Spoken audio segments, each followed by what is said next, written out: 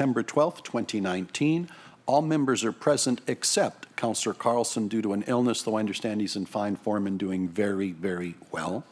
Mayor Crombie is here. Councillor Demerla is absent due to illness. Councillor Dillon is away due to other municipal business. Councillor Fonseca is here, and I give her credit because she has a full agenda today and yet has some issues very important to her constituents, so she made it here before she goes and represents us at FCM. So thank you, Councillor Fonseca, and I'll be moving something up on the agenda to accommodate you a little bit later. All other members are present except Councillor Parrish, who has advised us that she is running late. Declarations of any conflicts of interest. Seeing none. Approval of the minutes from the July 11, 2019 Regional Council meeting. I have a motion moved by Councillor Mahoney and Councillor McFadden that the minutes of the July 11, 2019 Regional Council meeting be approved. All those in favor? That is carried. Approval of the agenda. Councillor Groves, with regards to the agenda. Are you just moving it, Councillor Groves? Very good. It's been seconded by Councillor... Oh, sorry, I do have a list. My apologies. Councillor Santos, then Councillor Fonseca. Councillor Santos. Thank you, through you, Mr. Chair. I'd just like to add a brief discussion under other business for human services regarding domestic violence in the region. Very good. Thank you. So noted. Councillor Fonseca. Thank you, through you, Mr. Chair. As you noted, I have, there is an in-camera item that I'm asking to be moved up to right after approval of the agenda.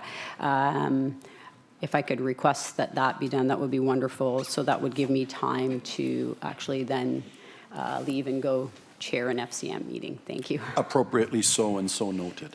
With those amendments, I have the following motion moved by Councillor Kovac and Councillor Innes that the agenda for the September 12, 2019 Regional Council meeting include a communication from Walmart Canada Corp., the Region of Peel's off-peak delivery pilot project to be dealt with under items related to public works, item 14.5, and further that the agenda for the September 12, 2019 Regional Council meeting include a communication from the LCBO regarding the Region of Peel's off-peak delivery pilot project to be dealt with under items related to public works, and further that the agenda for the September 12, 2019 Regional Council meeting include a communication from Loblaws Limited regarding the Region of Peel's off-peak delivery pilot project, and further that the agenda for September 12th Regional Council meeting include an oral update on the anaerobic digestion project to be dealt with under other business items 19.1, in addition to the two items that have been raised by my colleagues. That is the motion before you to approve the agenda. All those in favor?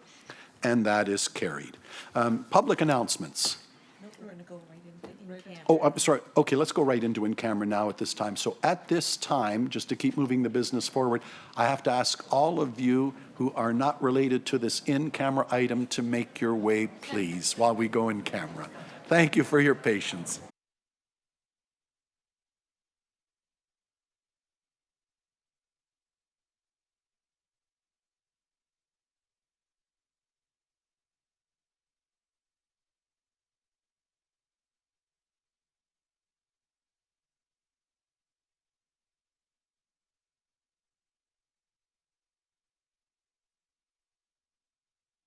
The doors are open, and just to keep us moving along and keep Councillor Fonseca moving along, I'm going to deal with the resolution formally out of camera now, as moved by Councillor Fonseca, seconded by Councillor Parrish, coming out of the in-camera, that the direction given in camera to the Regional Solicitor and Acting Commissioner of Public Works related to item 22.5 listed on the September 12, 2019 Regional Council agenda be approved and voted upon in accordance with Section 2396B of the Municipal Act 2001 as amended. You've heard the motion. All those in favor? Formal recorded vote. I need the button. All those in favor, please show your vote accordingly on a recorded vote.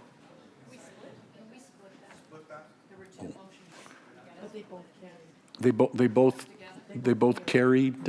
I'm advised by the clerk.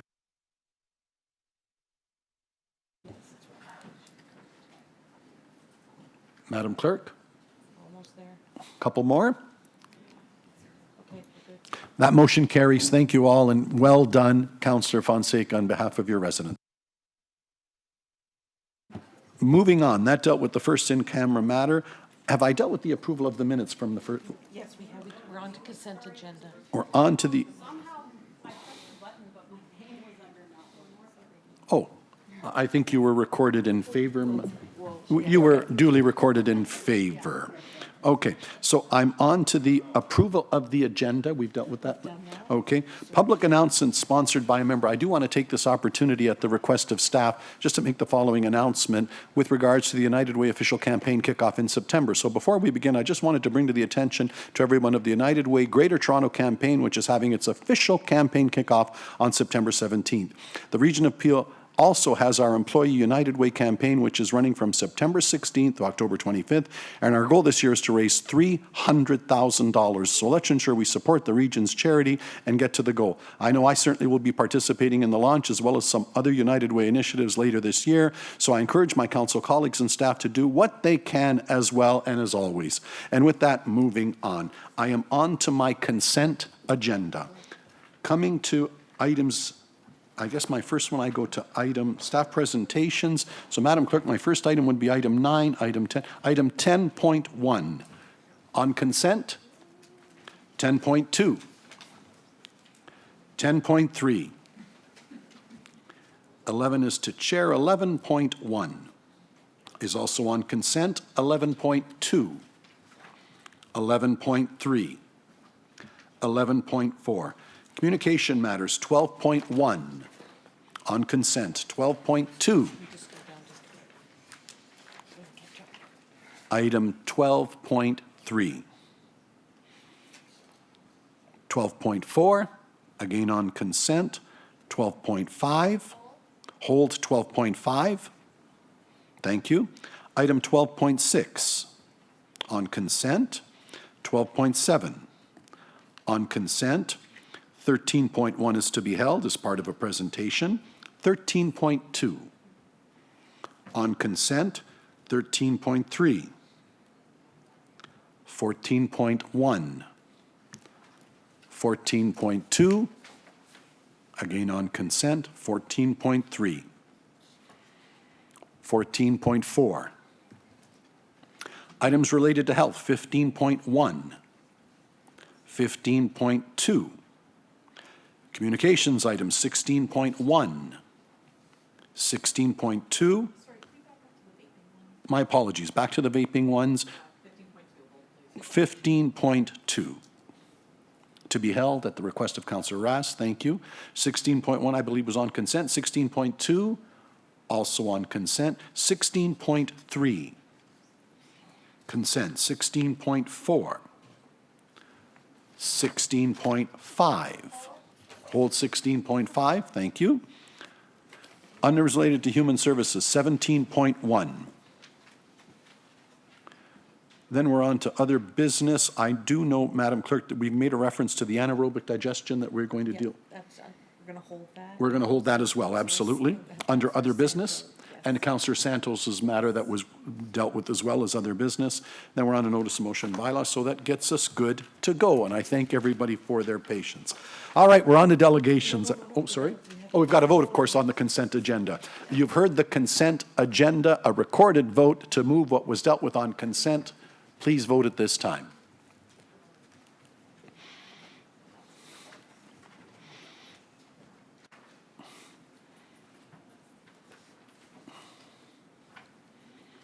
Couple more, please. And that carries. Thank you very much. With that, we're on to delegations. Item 17.1, and with thanks to the patience of all in the audience, Dr. Matthew Rorda, Chair, Smart Freight Centre and Professor of Civil and Mineral Engineering, University of Toronto, providing an update on the Smart Freight Centre project and partnership related to 7.2, 7.3, and 13.1.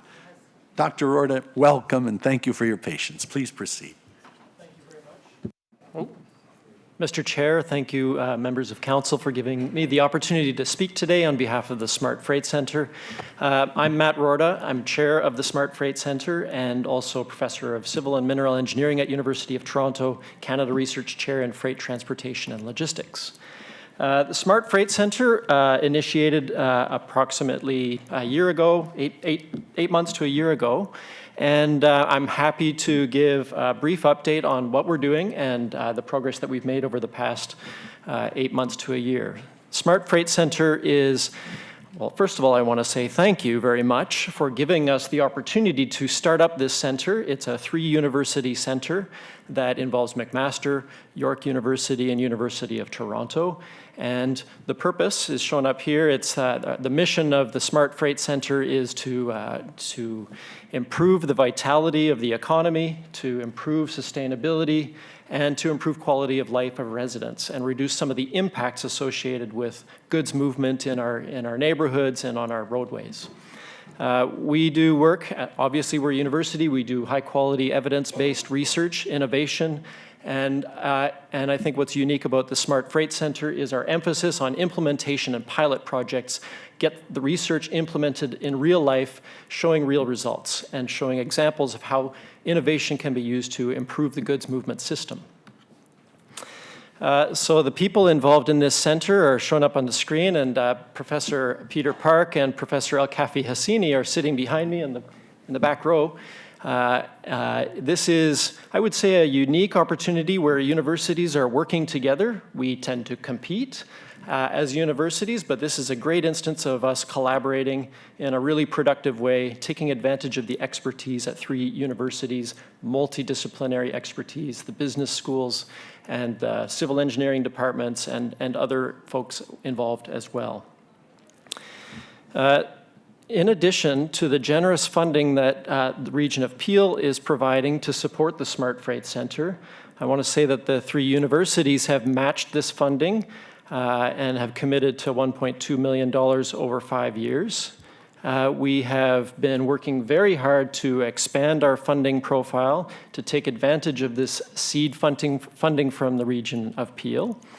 We've been we're in the process of finalizing a data agreement with Transport Canada, providing a whole range of different truck GPS data and other forms of data to give us a sense of the traffic bottlenecks on the roadway system.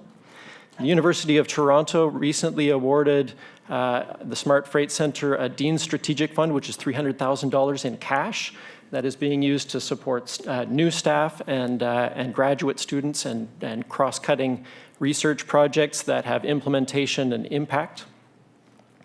We have a SHIRK Partnership Development Grant, which has been awarded at $200,000 over 3 years. And we're also working very closely with Purolator Courier, and we have a large grant application in for $1.5 million. We're going to be hearing the results of that application soon. And we have new proposals coming up on $1 million that we're requesting from the Ontario government, the Ontario Research Fund, in order to support the research. So as you can see, there is the funding profile is growing rapidly, and we are committed to growing and making things happen with the Smart Freight Center. So we've been able to hire staff, and we have a new crop of graduate students that have just started up in September at all 3 universities. And without going into the details of that, I want to say that this is a really excellent place for the training of highly qualified personnel. And I know that many of them are being hired by the region of Peel and by our industry partners and by other levels of government as well. So we're providing that educational and training opportunities as well. I don't want to talk too much about our government structure, but I do want to say that we have put a lot of background work into making sure that the appropriate governance is in place so that the funds are spent responsibly and to oversee that the research and implementation projects that we engage in are having real impact, and we're moving forward in a progressive way. We're meeting our training objectives and so on. We have had several meetings with our governance board, our scientific advisory committee. We've developed a strategic plan for 5 years, and a 5-year work plan has been developed, which I understand has been provided to the members of council. We have a website, we have a branding, and we have physical presence at all 3 universities. Final renovations are taking place on some of these, and some of them are completed now. So we have a real strong presence. We're very visible in our universities, and we're visible amongst industry and government partners. We had our launch on April 18th. It was a really successful event, standing room only, and we had representatives from all levels of government. Several faces here were in the audience as well, so thank you for attending. and we had the university representatives. It was a really great event, and I will say that we've had many companies approaching us and referring back to this event as what led them to learn more about the Smart Freight Center, and we're initiating some new projects as a result of that launch. We have quite a large number of projects that are underway, and I just want to emphasize 3 of them right now. I won't say too much detail about them. These are the projects that are directly outcome of the Peel Region seed funding. The first, I think several of you may have heard about this one. It's an off-peak deliveries program in the region of Peel. So we have engaged with Walmart, Loblaws, and the LCBO, and we have 13 pilot stores in the region of Peel where deliveries have been shifted from daytime to later on in the evening. And this required some bylaw exemptions to allow this to happen. And we are at the University of Toronto engaging in analysis of their data sets to determine performance measures. How much travel time has been saved? How many greenhouse gas emissions have been saved? What are the cost implications for the companies? There are cost improvements. Have there been any complaints in terms of the noise, which we haven't received any complaints, so that's excellent news. And really trying to promote off-peak deliveries as a win-win situation for companies, for the communities where the trucks are driving. We have another project that's being led at McMaster University by Professor Hassini. That is really looking at e-commerce, the trends and the impacts associated with e-commerce. They're going to be engaging in the fall in a survey of 1,000 members of the public in the region of Peel, in the rural, suburban, and urban areas in the region of Peel, and we'll be asking about their online shopping behavior with the intention of trying to better understand what's going to be happening in the neighborhoods, where the truck's going to be making all of these deliveries, and what are the impacts going to be on neighborhoods, and are there ways of improving the logistics so that those impacts can be reduced to make sure that residents aren't impacted. Another project is truck-friendly measures, and this one is being led by York University, Professor Park. And this project really tries to get at the smart in the Smart Freight Center. It's looking at ways to improve the use of existing capacity on roadways in the region of Peel, for example, Highway 50, Derry Road, and Dixie Road. So looking at truck restriction strategies, potential for truck-only lanes, what are the implications of that on traffic congestion? What about signal timing and responsive signal timing to trucks to allow them to pass through intersections safely and more efficiently? So we're investigating that. We've had a lot of industry collaborations going on. One example is with Purolator Courier, parcel delivery pilot project using electric cargo tricycles. This is an analysis that we've been doing and working with Purolator Courier to help them manage the many different provincial, federal, and municipal regulations associated with electric cargo tricycles on public roads.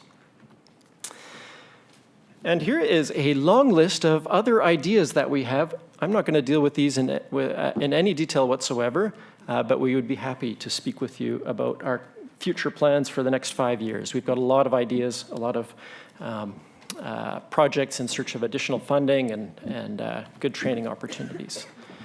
So to summarize, we're in the growth phase. We've had a successful first year. We're executing and expanding on our research and implementation projects.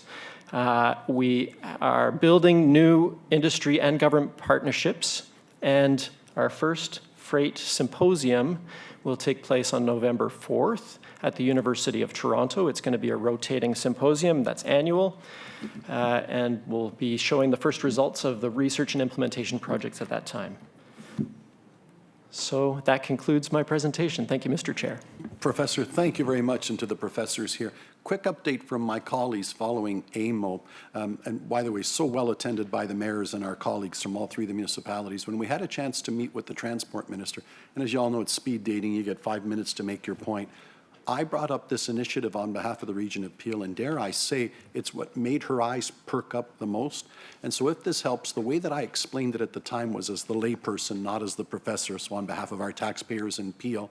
What I said, Minister, everybody talks about public transport.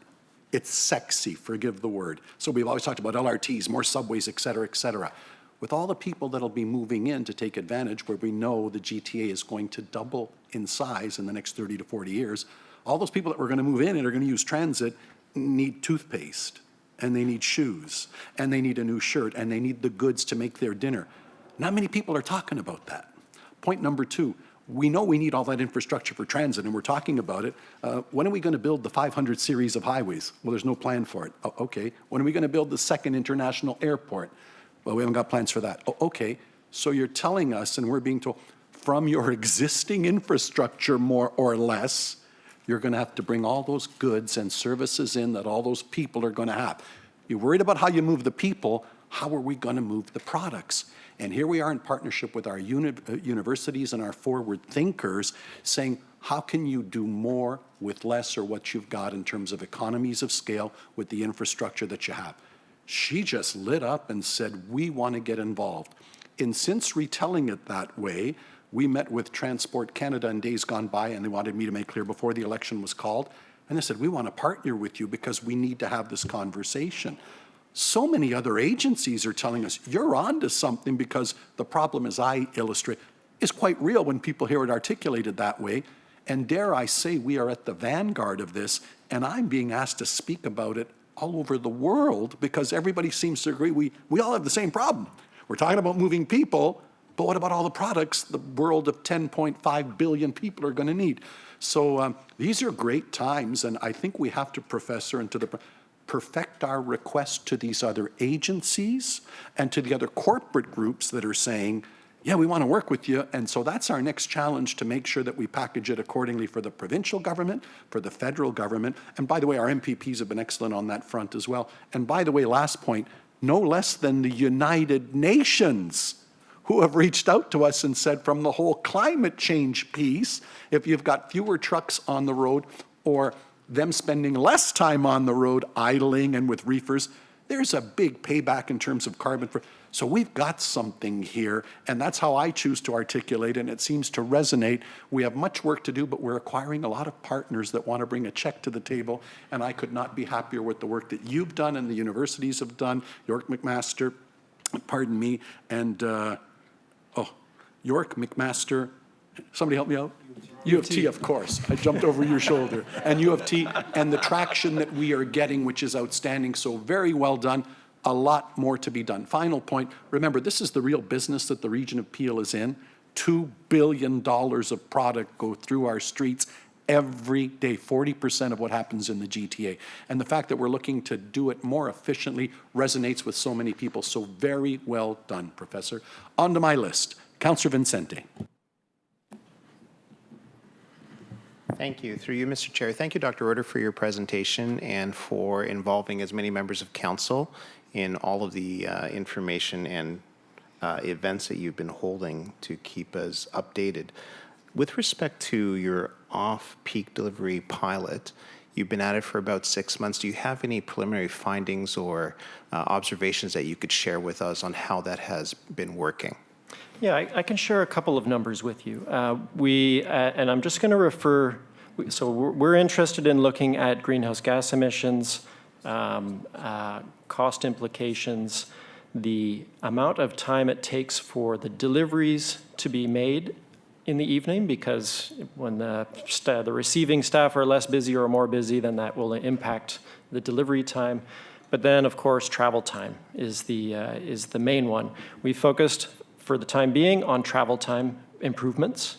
And without giving the results for any individual company, I can give some overall statistics about all three companies. That first of all, the participation rate, the proportion of commercial vehicle trips that have been shifted to the off-peak hours. That means outside the hours of 7 a.m. to 7 p.m., not necessarily in the middle of the night, but later on in the evening when there's less congestion.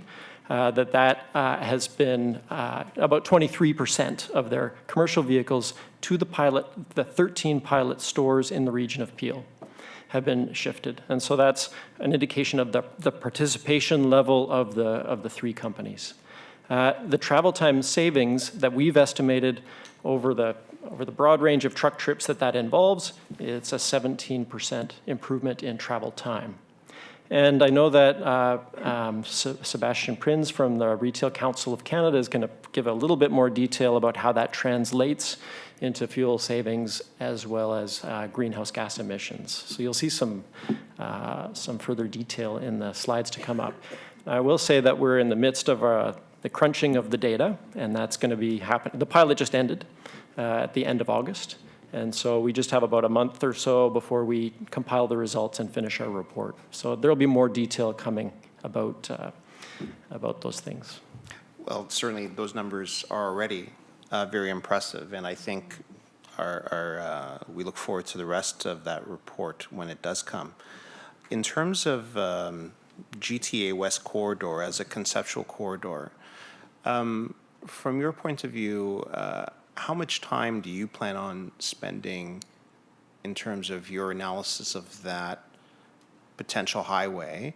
And do you see it as helping or enhancing goods movement, or is the government's view of that corridor to be more for helping commuters bypass some of the more busy parts of Peel?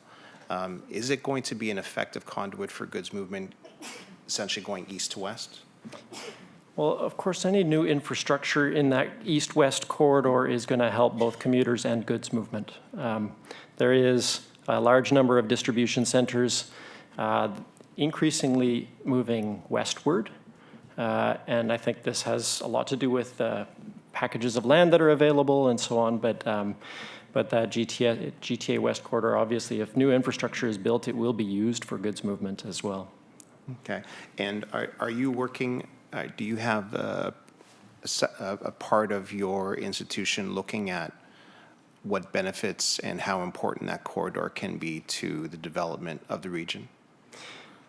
No, I haven't started looking at that corridor in any specific project. We have been really focusing on how better to use existing infrastructure as best as possible through new forms of business processes, like working with companies to help them reduce the number of empty truck trips they have, the better logistics, better use of technology. That's kind of the thing those are some of the things that we're focusing on in more detail right now. But amongst our future possible projects, we could be looking at new infrastructure in corridors. Yeah, great. Haven't got any results on that, obviously. Okay. Because as you mentioned that you are looking to establish partnerships and conversations with other levels of government, be it known that that corridor is an important priority for us. And so any help or expertise that you can lend towards that project, working with the provincial and federal governments, would be, I think, very beneficial. And through you, Mr. Chair, I'm happy to move receipt of the delegation and the report. Thank you. Councillor Groves. Thank you, Mr. Chair, through you. Thank you for your presentation. I have just a couple of questions with regards to, you talked about reducing impact on residents, and I think that that's coming up in your next segment. Did I understand that correctly? Well, all of our research projects involve in some way impact on residents. For example, the off-peak deliveries project, congestion impact residents, air quality pollutants impact residents. And so we're looking at those details. In the e-commerce project in particular, led by McMaster University, this is a project where residents are being surveyed to learn about their online shopping behavior, which directly results in deliveries within neighborhoods and all the impacts associated with trucks visiting neighborhoods, parking on the side of the street, and then looking at other possible solutions that are less impactful on residents. Okay, and I understand the GHG reduction in that and time and on the road and time traveled, but I guess what I'm looking for, particularly on Highway 50, because I get numerous complaints from my residents who travel Highway 50 daily. Highway 50, in my opinion, is at capacity. Actually, it's at over capacity. Because we've also got the intermodal yard right there. And my understanding is that that intermodal yard, we're looking at an expansion of that yard, which means more trucks on Highway 50. So I guess one of the things you talked about also is truck-only lanes. Can you expand on that for me? This is a project that's being led by Professor Park from York University. But in my experience in doing analysis of truck-only lanes is that it's a trade-off. There are benefits and disbenefits to truck-only lanes. Some of the benefits is that you're separating the trucks from cars, and they have very different operating characteristics. And so there's a safety element to it. But at the same time, there is how are we best using the capacity of the roadway if we're dedicating a lane to trucks? Because if they're not using that capacity to its fullest extent, there may be more congestion in the car lanes as a result.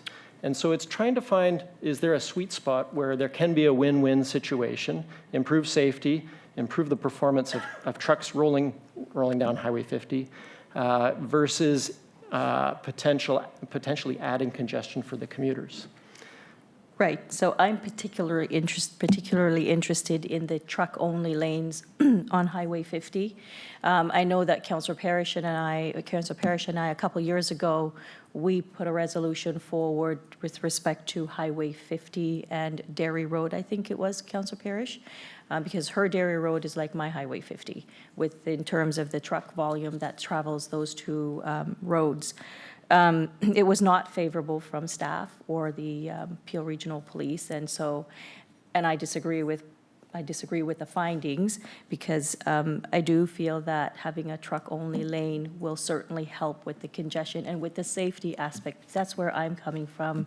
I understand greenhouse gases in that, but it's a safety aspect. If you look at Highway 50, there's been a lot of fatalities, and a number of them are my residents that have been killed on Highway 50. So that, for me, is priority. The other thing that, if we're talking about moving goods and getting them off the roadway onto highways, how about Highway 427? That Highway 427, to me, that's a great north-south corridor that we can use to move goods safely, get them off the roads, lessen gridlock on our roads, and certainly make the roadways much safer for the residents. So have you looked at an extension of Highway 427 to, say, Highway 9? We're talking about the GTA West corridor as a goods movement corridor, but I also believe Highway 427 is a goods movement corridor. Well, I'm speaking on behalf of Peter Park, who's the professor who is leading the research on truck-friendly measures and the use of truck lane restrictions and truck-only lanes.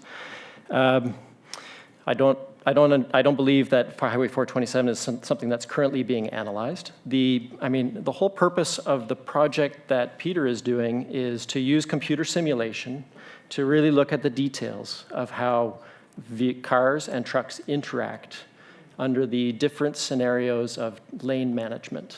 So looking at truck-only lanes, truck-restricted lanes, and so on. And one of the big emphasis of that is safety. The other emphasis of that is looking at performance of the roadway in terms of its operations and efficiency.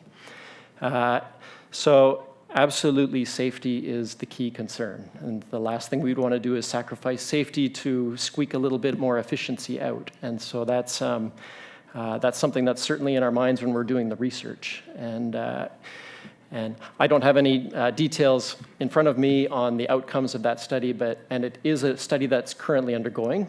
This is our first year, and that report from Peter will probably be out.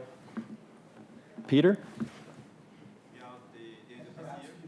Perhaps and I was remiss, I would like the two professors to join us as well, because I've got a long list of questioners and it may relate to two, and I'd like you to be acknowledged as well. So I was remiss in not doing it at first. Could our two other colleagues please come down and join us at the podium along with Professor Rorda, please?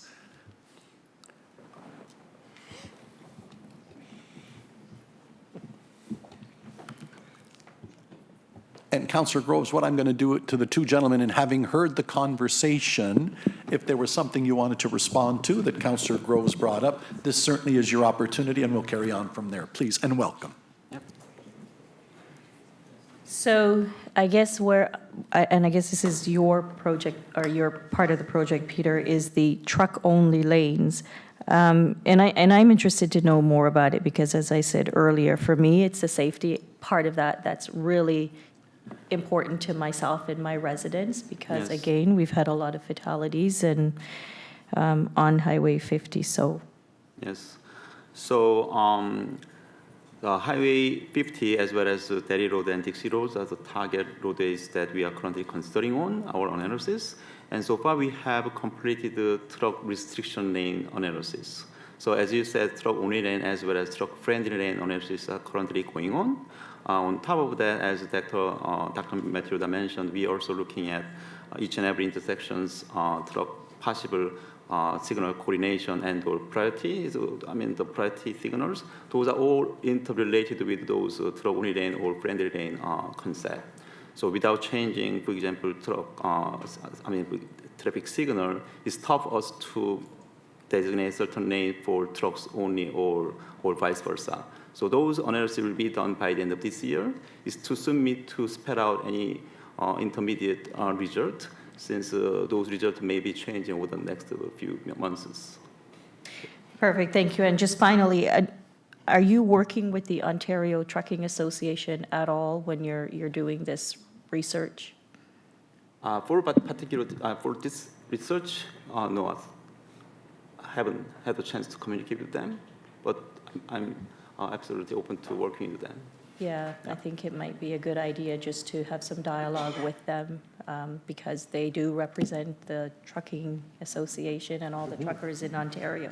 So thank you very much, and I do look forward to when you come back with your report on that because that's of particular interest to my community. Thank you. Councillor Gross, thank you. And I was remiss in not acknowledging Sabir Saeed of our staff, who's really been the driving force in all of this. And Sabir, perhaps you can speak to that component, who's being included in the tent and who we are dealing with and what everybody that's involved on the project going forward. Please, Sabir. Yeah. So through you, Mr. Chair, we have involved Ontario Trucking Association. They are our partners of our Field Goods Movement Task Force. So they have been involved, and we will be consulting various other partners through our Field Goods Movement Task Force.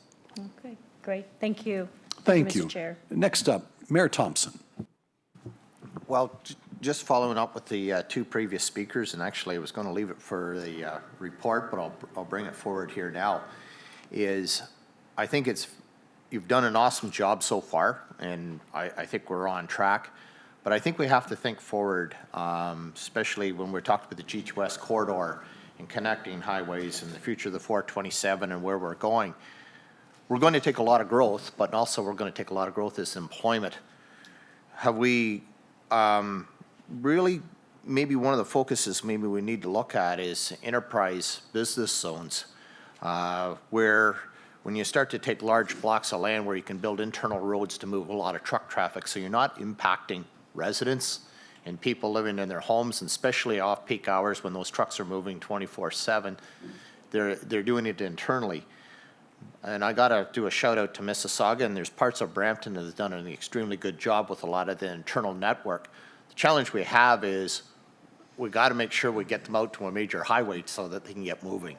So is there something like that we can implement? Because we are all going through official plans, both, you know, at Peel as well as what Mississauga, Brampton, and especially Caledon, where there's going to take a fair bit of growth of employment. Can we look at that as well? Yeah, absolutely. These business parks are on our radar screen as ways to, it's one of the strategies that you can do from a land development side in order to solve some of the problems of not only efficiency for the businesses, but also reducing the number of trucks on roads in residential areas. So we want to keep them confined as much as possible, shorten the distances associated with those travel, and then it's a win-win situation. So there have been reports that have been done on such business parks, and this is something that I can easily see being part of our research program moving forward. If I can, Mr. Chairman, I would like to ask Saibir if I could. We're going through, we're coming up. Can we implement this in the official plan going forward so that we can get those road networks in that we're not impacting residents? Because you hear from Councillor Groves, her experience, but where I'm just saying is, here's an opportunity especially with new development, that we can somewhat get it right. Can we somehow implement that and have that work through the official plan? Through you, Mr. Chair, yes, we have undertaken one study, and I can work with our planning as well as Caledon staff to bring forward a report to a council at a later date. Okay, I think that would be really helpful for all of us on where we're going on this, and I think it'll help alleviate, and I think give,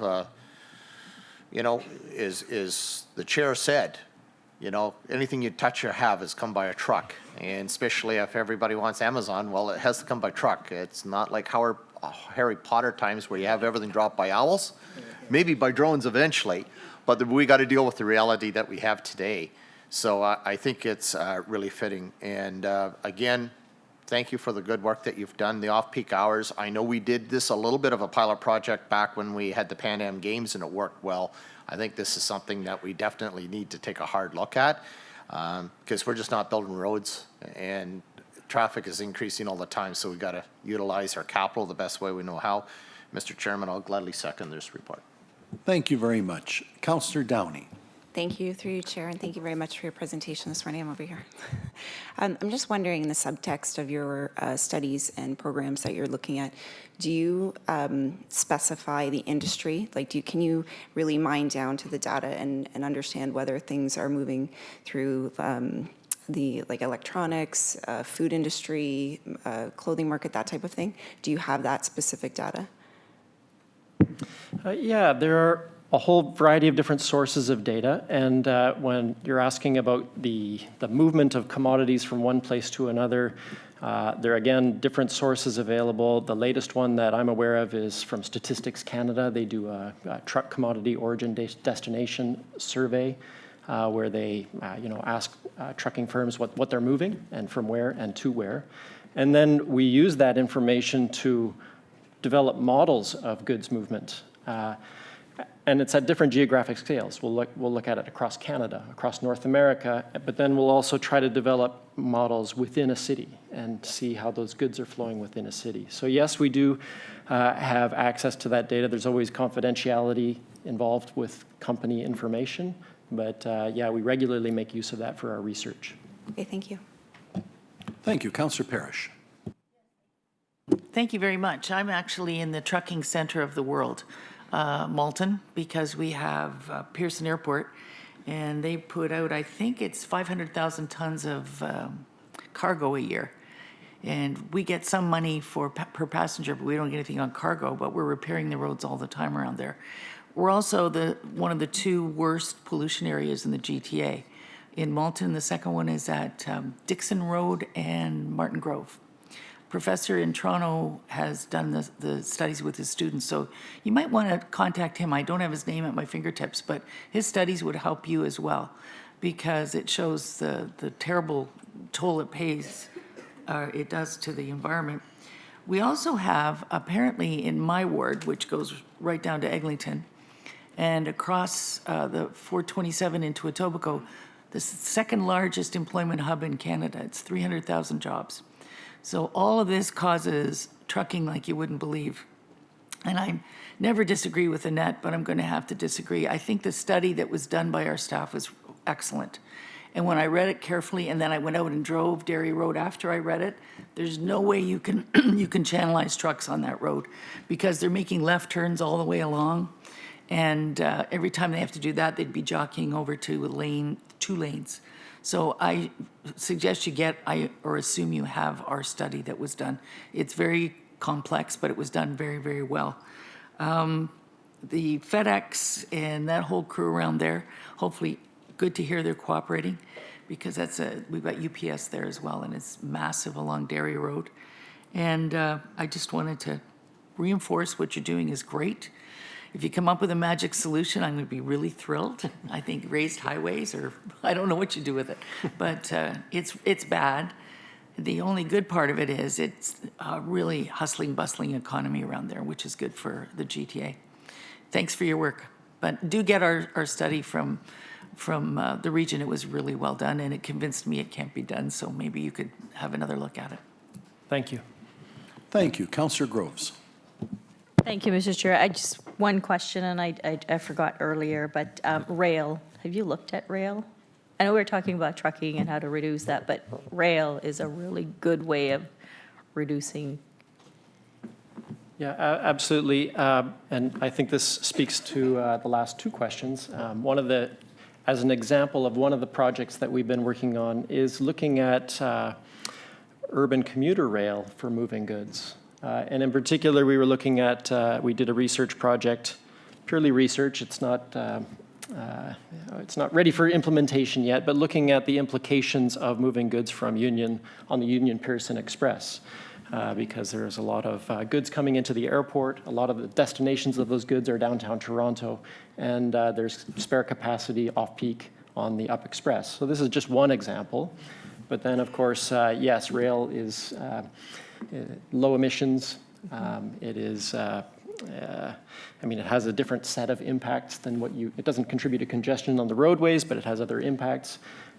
And so, yes, it's an option for some types of goods with some origins and destinations, and we're aware of that, and we tried to develop models to predict what options are available for companies that are trying to move their goods, especially longer distances when it comes to rail.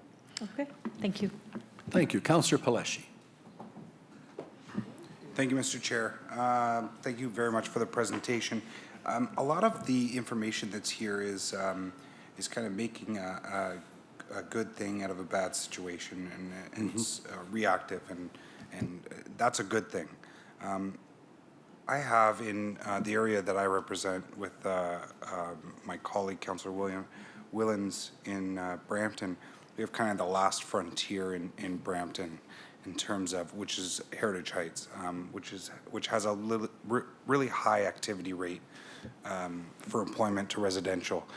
And then with respect to the GTA West Corridor, which we'll shortly know soon enough, I think by next week, generally where it's going to be. I was wondering what opportunity can I have, staff, maybe the landowners groups, sit down with you to kind of look at going through our secondary planning process of implementing something like this with the GTA West Corridor, the employment that's coming to the area, potentially designated on and off ramps just for trucks within areas, potentially putting up even tolls. At what opportunity could we have those discussions? Yeah, our expertise at the universities is providing the evidence base for informing the discussions. And I know there are very political discussions about the GTA West Corridor and so on. What we excel at the universities in is do sort of scenario analysis, looking at what if situations. What if you were to improve infrastructure in this corridor? What if the population and employment was to develop in this part of the city? What are the implications of that for congestion? And what if you put ramps here and not there? So I can't speak to any answers right now because we haven't provided that evidence base, but we are in a position to do the modeling work that's necessary to answer the what ifs. Okay, good to know. Thank you. Thank you, Mr. Chair. Thank you, and that was my last question, but Councillor Paleshi, you illustrate a great point relative to all of the questions, and I'll try to oversimplify it again. With the greatest of respect to Professors Rorda, Park, and Hassini, they're not our transportation engineers, and they don't work for the city, region, province, or federal government. They don't build roads. They don't build rail. All they are doing is saying, relative from the steady state that you have, Here's how we can advise you how to better take advantage of it. One that I just learned now that I hadn't thought, the Up Express, that I went deliberately to go take a few runs on just to see how it worked. Never thought of moving freight on it. But you don't build it, you can't extend it, but you're saying to government, here's what you've got, why don't you use it? The final illustration I'll give you from somebody smarter than me in the room, and it hasn't come up yet, and I thought it was brilliant, was in the course of a day, we're all here doing our work diligently today, but while we were here back home, a mailman or woman came and delivered mail on my street. UPS may have delivered a parcel. Amazon delivered a parcel. An Uber may have made a pickup. Why do you have 6 or 7 of them coming? If you had the technology to have just one come, why wouldn't you do that? Phew. Wow. So do we have the technology? That's the business that this entity is in, because we can't engineer and pay for the solution. That's where the problem got started. The government's got to build the 500 series highways. They've got to double up. That's not what we are about, if I may say on behalf of all of us. What we're saying as professors is, we'll take what you've done and we're going to use our best intelligence and analysis to get better out of what you've got. From that, that might lead us to advocate to provincial and federal governments. Having said that, you've got to extend the 410. You've got to extend, et cetera, et cetera. So it's great work that we're doing. I want to thank you again for being here and for all the very marvelous questions that speak to our mission and the good work that we're doing. Gentlemen, thank you very, very much. I will ask for receipt of the delegation. I've gotten that from Councillors Vicente and Mayor Thompson. All those in favor? That is carried. Gentlemen, thank you very much. Moving on, my next deputation is Sebastian Prins, Director of Government Relations Ontario, the Retail Council of Canada, providing details about the importance of off-peak delivery. Sebastian, welcome. Good to see you again.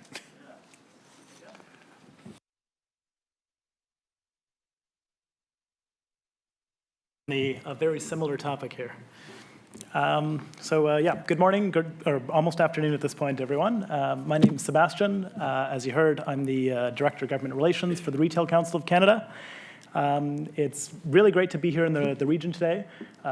You should all be quite proud of the Smart Freight Centre. You guys have really shown a lot of leadership in this front and have developed a number of ideas here that industry is very, very keen on.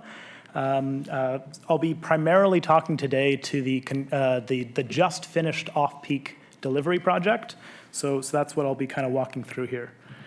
A quick moment about us. So the Retail Council of Canada is a very, very large industry association that spans Canada. We represent nationally, based on sales, about 65% of retail sales by all sectors. In some subsectors, we represent more. Grocery, for example, is over 90% in Ontario. The 3 participants in this pilot all happen to be members: the LCBO, Loblaws, and Walmart. And they've also sent letters, again, applauding the leadership of the Region Appeal for embarking on this pilot and taking the time to investigate off-peak. I won't speak to this. This is kind of some high-level numbers. The only thing I'll kind of mention is we are the second largest employer in the province of Ontario. So of private sector employers, we're the largest. 11.2% of all employees work in retail in some capacity. Here in Peel, actually, a lot of the headquarters, certainly of all the major grocers, are based here. So that's the region of Peel is very key to what we do, be it movement of goods or headquarters of our operations. To briefly speak to the Smart Freight Centre project on off-peak delivery, you've kind of heard a fair bit about it, so I'll just kind of quickly walk through this. There's restrictions in Peel, in other municipalities as well, around the time of day that deliveries can occur. So one of the common timing restrictions we see in a lot of municipalities is you can only deliver between 7 a.m. and 7 p.m. That also happens to be the most congested times to drive during the day. So that typically results in either very circuitous routing for our delivery trucks, or they'll have to drive through congestion. One of those are kind of the options that they have to deal with. So to kind of highlight that, I just wanted to give an example. So you've got Cawthra on the screen there, where it intersects the QEW. Cawthra happens to have a restriction that trucks can only drive on Cawthra between 7 a.m. and 7 p.m. So if you happen to have a retail location in the Applewood Plaza or in the Dixie Outlet Mall, it either means that you have to pass the nearest highway exit and then kind of double back on back roads, or you can't deliver until 7 a.m. to 7 p.m. So we've got members in both those locations. I see on the map it says Metro, but that's definitely a Longo's in Applewood Plaza. But so that's just to kind of highlight the issue. What we wanted to walk through were what we've seen as the three largest tangible outcomes. And we want to start off with one of the ones that we believe exists for residents. We kind of, I heard some of the discussion briefly getting into that around congestion as it relates to trucks. Peel staff have indicated that between 10 and 15% of regional roads, 10 to 15% of traffic is trucks. So that's a contributing factor into the traffic on the roadways here in the region of Peel. As a result of this pilot, we've seen a shift. On average, 23% of all truck deliveries have been occurring in off-peak hours for the 14 pilot sites throughout the region. So that represents less trucks on regional roads. You can see here we've got some statistics from StatsCan on average commute length. The region of Peel has a much higher average commute for its residents than is typical across the province of Ontario. So on average, the last census put it at 65 minutes round trip to and from work. You can see how that breaks out by the different census dissemination areas on the histogram there. So the region of Peel is well above the average in terms of commute for residents. So this is a pilot that we see helping to address some of that commute time for your local residents by shifting when the movements of goods occurs during the day. The next one is business efficiencies. So there are certainly business efficiencies as a result of this project. The preliminary numbers again, 17% shorter trip time for trucks. That's an efficiency that business can very, very quickly realize, and that's either through avoiding those circuitous, pass the exit, get off at the next one and backtrack, or congestion. So what that results in, for a large retailer, a retailer like Loblaws or Walmart, consumes in and around the range of 63,000 liters of fuel in a week. So that adds up very quickly. Based on the adoption rates that we've seen in this pilot and based on the trip time decreases, we estimate that that's a savings of $160,000 for one retailer. So there's many, many retailers. That's if you were to assume that this pilot becomes widespread in Ontario. So that is something I know that the Retail Council of Canada and our members are very keen to see occur, because that's a significant savings, never mind other efficiencies that may arise. The last item that I'll briefly speak to, and this project wouldn't be complete without it, and I know the Atmospheric Fund is here as well to speak more to this, is the environmental impact. So as mentioned, trucks are 10 to 15% of regional roadways in Peel. They're about a third of emissions, of CO2 emissions. Based on some estimates that TAF has put together, they've seen a 12% emission reduction when a truck is moving in off-peak hours versus when it is driving in peak hours. So what that translates to, based on the adoption rates we've seen, that translates to a very significant reduction in CO2 emissions. If every truck in Peel were if 23% of trucks in Peel were to adopt movement in off-peak hours, that would be over 33,000 tons of CO2 emissions reduced just in the region of Peel. So that's very, very significant action from an environmental standpoint. So that kind of is the quick overview of what we see as the three important pillars of this project, the three important contributions just of the off-peak project. It's already been mentioned that there are other projects ongoing through the Smart Freight Centre. We really do applaud the leadership of this group in forming and putting together the nest egg that kind of created the Smart Freight Center. We're keen to see how the results of the e-commerce project and the freight-friendly measures on highways, the truck lane only, where that kind of shapes up. And I know it's something that our members are following closely. Happy to take any questions if folks have any. Sebastian, well done, and thank you. And we do have questions. Councillor Paleshi. Thank you, Mr. Chair. Thank you for the presentation. My only concern is, and when you talked about Kothra and the peak hours, and I really dislike when government puts forward bylaws that we request, Peel Regional here at the region to enforce, and then the Region of Peel kind of say, we're not able to enforce it. You've kind of changed the rules midway here. Your bylaw officers have to enforce it. Our bylaw officers are the exact same as Mississauga's bylaw officers, the exact same as Caledon's bylaw officers. It's complaint-based. We're not going out to enforce anything other than, things that come in by way of complaints.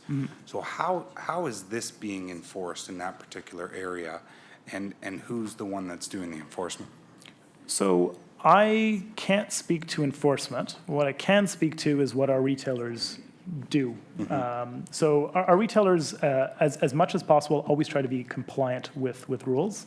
So when you see efficiencies like 17% faster trip time, that's almost a good indicator that the three members of this pilot have been complying with the roadway rules that Peel has set out, be it Peel or Mississauga or Brampton or one of the municipalities. Yep. They as much as possible, always try to comply with the law put forth. So they never want to be bad actors.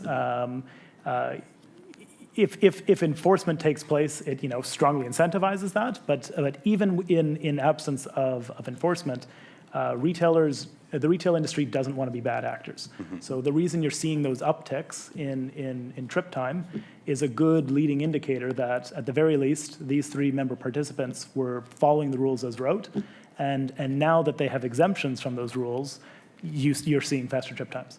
I was hoping you were going to take my question and answer it the way you answered it. Mr. Chair, through you, I asked the same question to staff. Through to staff, our regional roads, enforcements, restrictions, how is that dealt with? When there's changes such like this into the bylaw.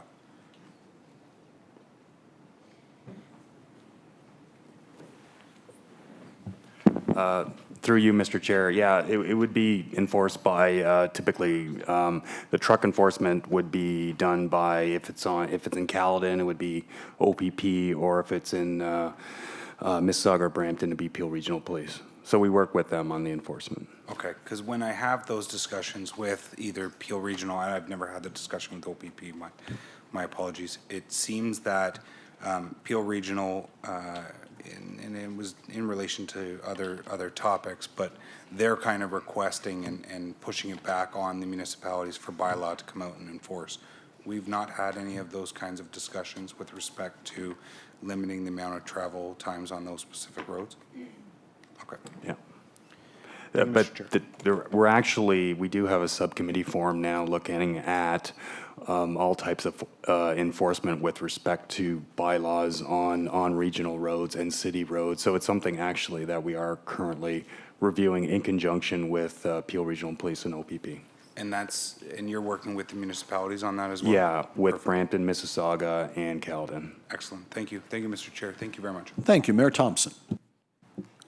Thank you for your delegation today. My question is, working with the Retail Council, how is retail seeing the value of it? Because it means they need employees now to staff at night to unload these trucks. In some ways, I see it from two different angles, and I know as councillors, it's been very difficult to change bylaws because we have a real problem with trucks pulling in, because grocery stores are always near the residential neighborhoods. The trucks pull in and they sit there for part of the night, trucks idling, the compressors are idling, or running full speed if it's hot, and people, can't get sleep at night for the noise of these things. So what it means is these trucks don't have to sit there parked. They come in, they unload, and they go again, is a good thing. So is the retail see value in having employees, like, because basically now the business has to be open 24/7, unloading product at night? Yeah. So I'll kind of bifurcate the question a little bit here. So we represent mostly large members. We also have some smaller kind of indie members. For an indie member, that's a good, interesting kind of conversation piece. For large members, like Walmart or Loblaws or the LCBO, they actually have a lot of staff still at night or early in the morning. So those were kind of the two times that we've seen folks do the routing. So LCBO and Walmart did it both in the morning and at night. I know that Loblaws focused on just the morning time period, but they basically have staff there early and late to clean, and that's kind of the key time to clean and stock shelves for the next day. So there are already generally folks there.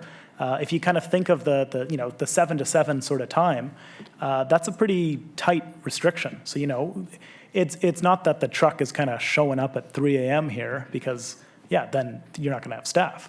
But if it rolls in at 10 or 11, that's towards the end of a shift, and that's what we've been seeing here, is that they're building it in and integrating in the efficiencies into their kind of existing setup. Where it ultimately ends up, I don't fully know. Efficiencies will kind of gradually be realized if and when this is rolled out in a wider scale. They can kind of take another stab at their logistics and operations. If this is province-wide, you'll see other efficiencies come to the forefront. So far, it hasn't posed a problem to the members participating in that sense because they've just integrated into some of the business practices they have. Okay. No, it's just, I know with a Loblaws client in Bolton, for instance, they say their guys are busy stocking shelves. They don't have time to unload the trucks, so the trucks are sitting there idling. So if we can somehow figure out how they can emphasize to do that, I don't think there's going to be any pushback. That if we know the trucks are just coming in and going, it's one thing versus the trucks sitting there waiting for their turn. And I've certainly heard that, and I've even heard scenarios where trucks arrive too early and then can't unload because there's a restriction on delivery time. So it has to idle then on the other end. That it has to sit there because it arrived too early. But yeah, I hear what you're saying. Yeah. Thank you, Councillor Sato. Sorry. Thank you, Mr. Chairman. Thank you for your presentation. I think part of the major concern over the overnight deliveries isn't so much the deliveries as the trucks driving on the roadways and creating noise. And it was always put in place as a noise restriction rather than having the trucks on the road because the roads are empty, and that is the right time. Was the study done when we allowed the pilot? Maybe, I don't know if staff can answer this. Was it done through the summer as well? And are the roads that we did the pilot on, are there residential backing onto those roads? Maybe I'll wait for Whoever can answer that. it was a year-long pilot from. It was a year-long, yeah, right? Yeah. Okay, so maybe staff can answer. Were they residential neighborhoods? Yes, so this pilot ran from February to August, so it was for 6 months. Okay. And it did include some of the residential roads. And one of the performance indicator that we did indicate to University of Toronto that we wanted to make sure track the number of noise complaints that we receive from the residents and from businesses. So that was one of our performance indicator that we measured. And so far, in last 6 months of our pilot project, we did not receive any noise complaint. Did the counselors receive noise complaints? Sometimes staff doesn't, but we do. Yeah. So I don't know whose wards they were in, but. So personally, I had met with a couple of councillors as well as City of Brampton and Mississauga and Caledon staff. And we did get an exemption from the staff, but we wanted to really track the numbers. And fortunately, there are no complaints so far. So that was one of our parameter information indicator. Okay. I guess why I'm asking it is that this summer in particular, the number of complaints, noise complaints from traffic-related, mainly motorcycles and noisy cars, has been extremely high. I know in Mississauga, I think all of us have been getting a lot of complaints. So I was just wondering what the, what that situation was. Every now and then, I don't get as many, every now and then there's a truck, mainly Maple Lodge Farms, goes up Winston Churchill Boulevard. And I used to get a lot of complaints about the trucks after the 7 p.m. time. I haven't had, touch wood, I haven't had as many in the last few years, and I do know it's an occasional thing. And we still have the trucks beyond those hours that are allowed to go and deliver to the supermarkets anyway. So they're not restricted. So we are talking here about the restriction being on the trucks that are basically driving through the municipality or through that community, not on their way to deliver. So it would just be adding another layer on what is already allowed, correct?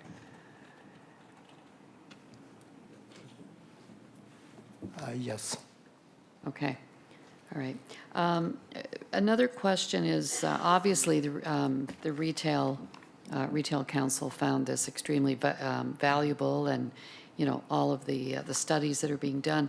How much is the retail council funding the Smart Freight Center? I didn't see it in the report. Yeah. So the Retail Council of Canada doesn't fund organizations like this. We're a nonprofit entity ourselves. So we basically advocate on behalf of retail across Canada. Okay. So our funding strictly goes to paying for advocacy staff in every province.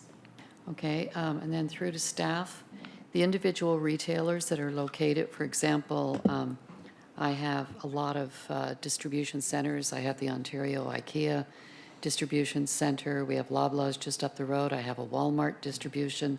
We have a huge Amazon distribution. I have 2 freezer, large freezer distribution centers and others, a lot of logistics centers in my ward.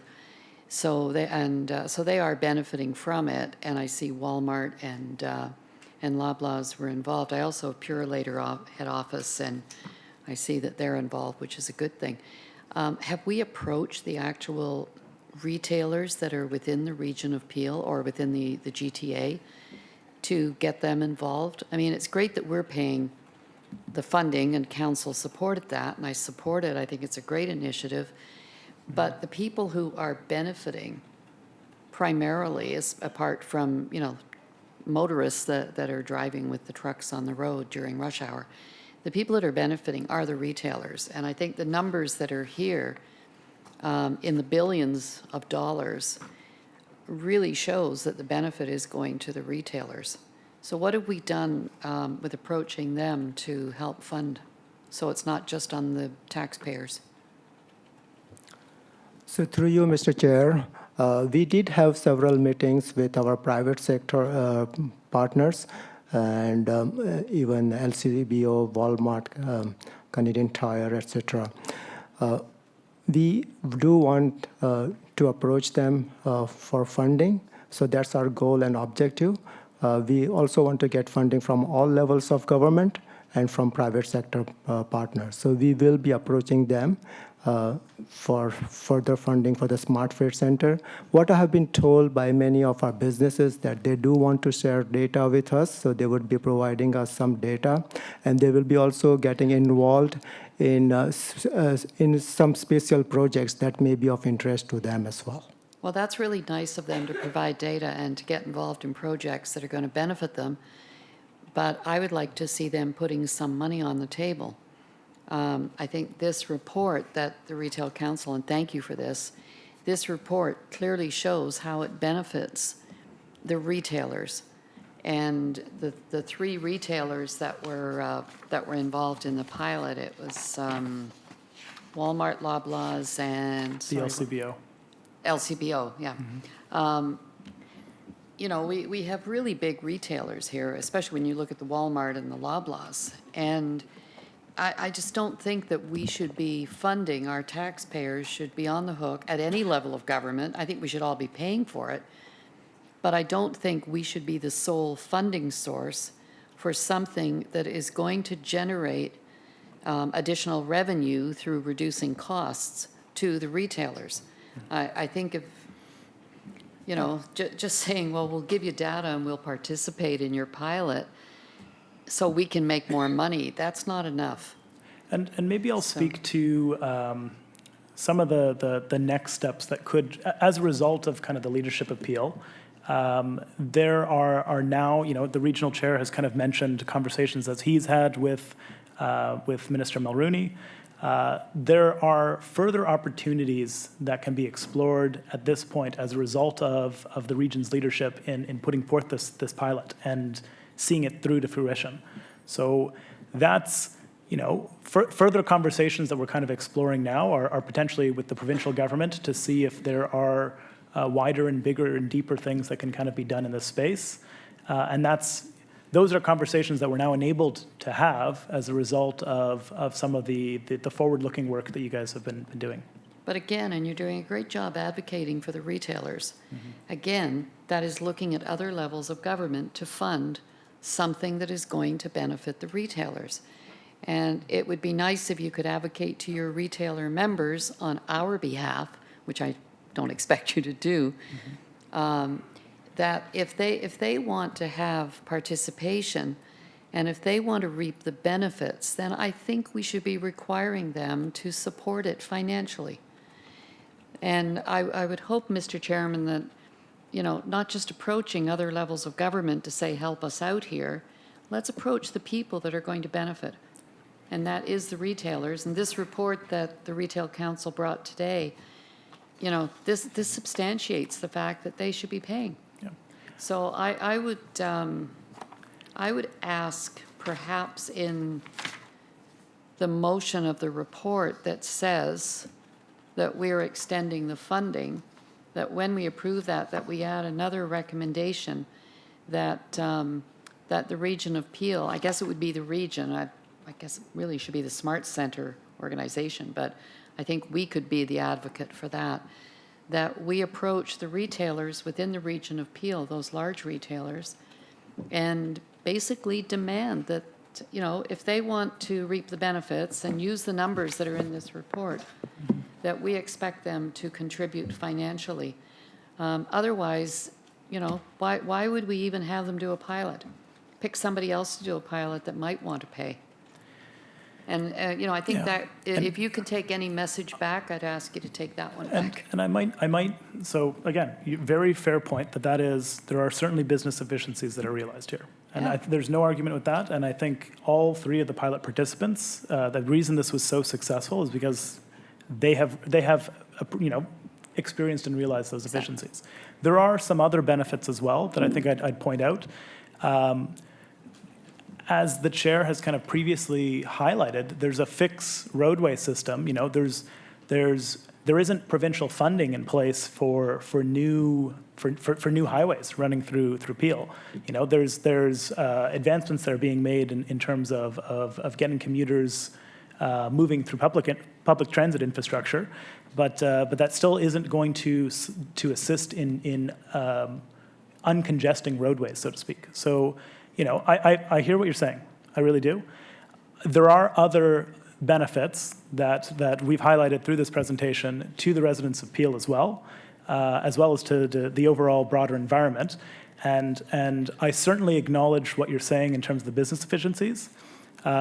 This pilot benefits both us and the residents of Peel, according to the Retail Council.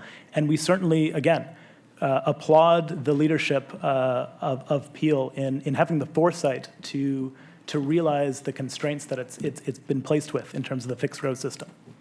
And we're aware of those benefits, and that's why we are putting money on the table to fund it. The Retail Council, or the retailers, are not doing the same thing. And there are also some drawbacks. I mean, looking at allowing trucks to be on roadways that are presently not permitted overnight for noise reasons. If we are going to do that, then that can be a detriment to our citizens on quality of life. So there are benefits and there are also negatives to that as well that we as a council are prepared to look at, but we are putting our money on the table. Your association or your members are not. And that's what I'm asking us to do, Mr. Chairman. And the CEO and I have just discussed a very good point, and let us take that back the next time we're around the table to say, what mechanism can we employ to reach out to them accordingly, as you've described, because I think you make a very good point.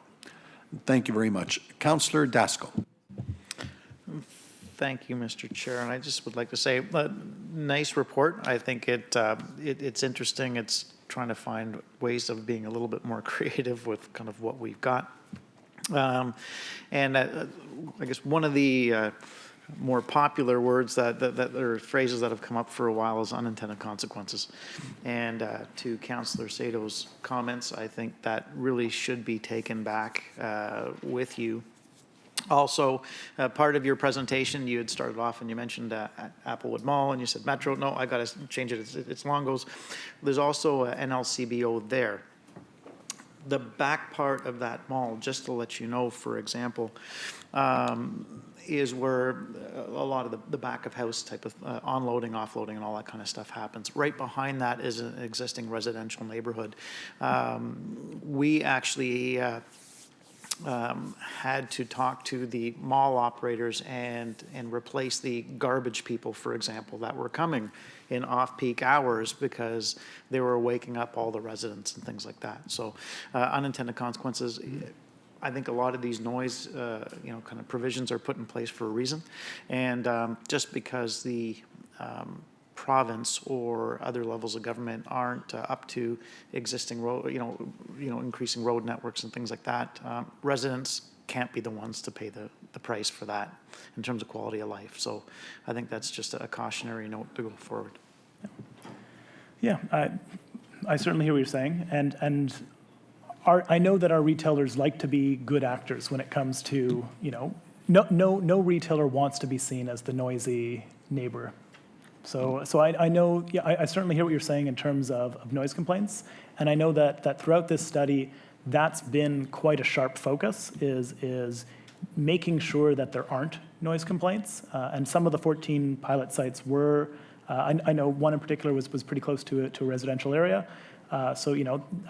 That has been something that there's been a keen eye towards.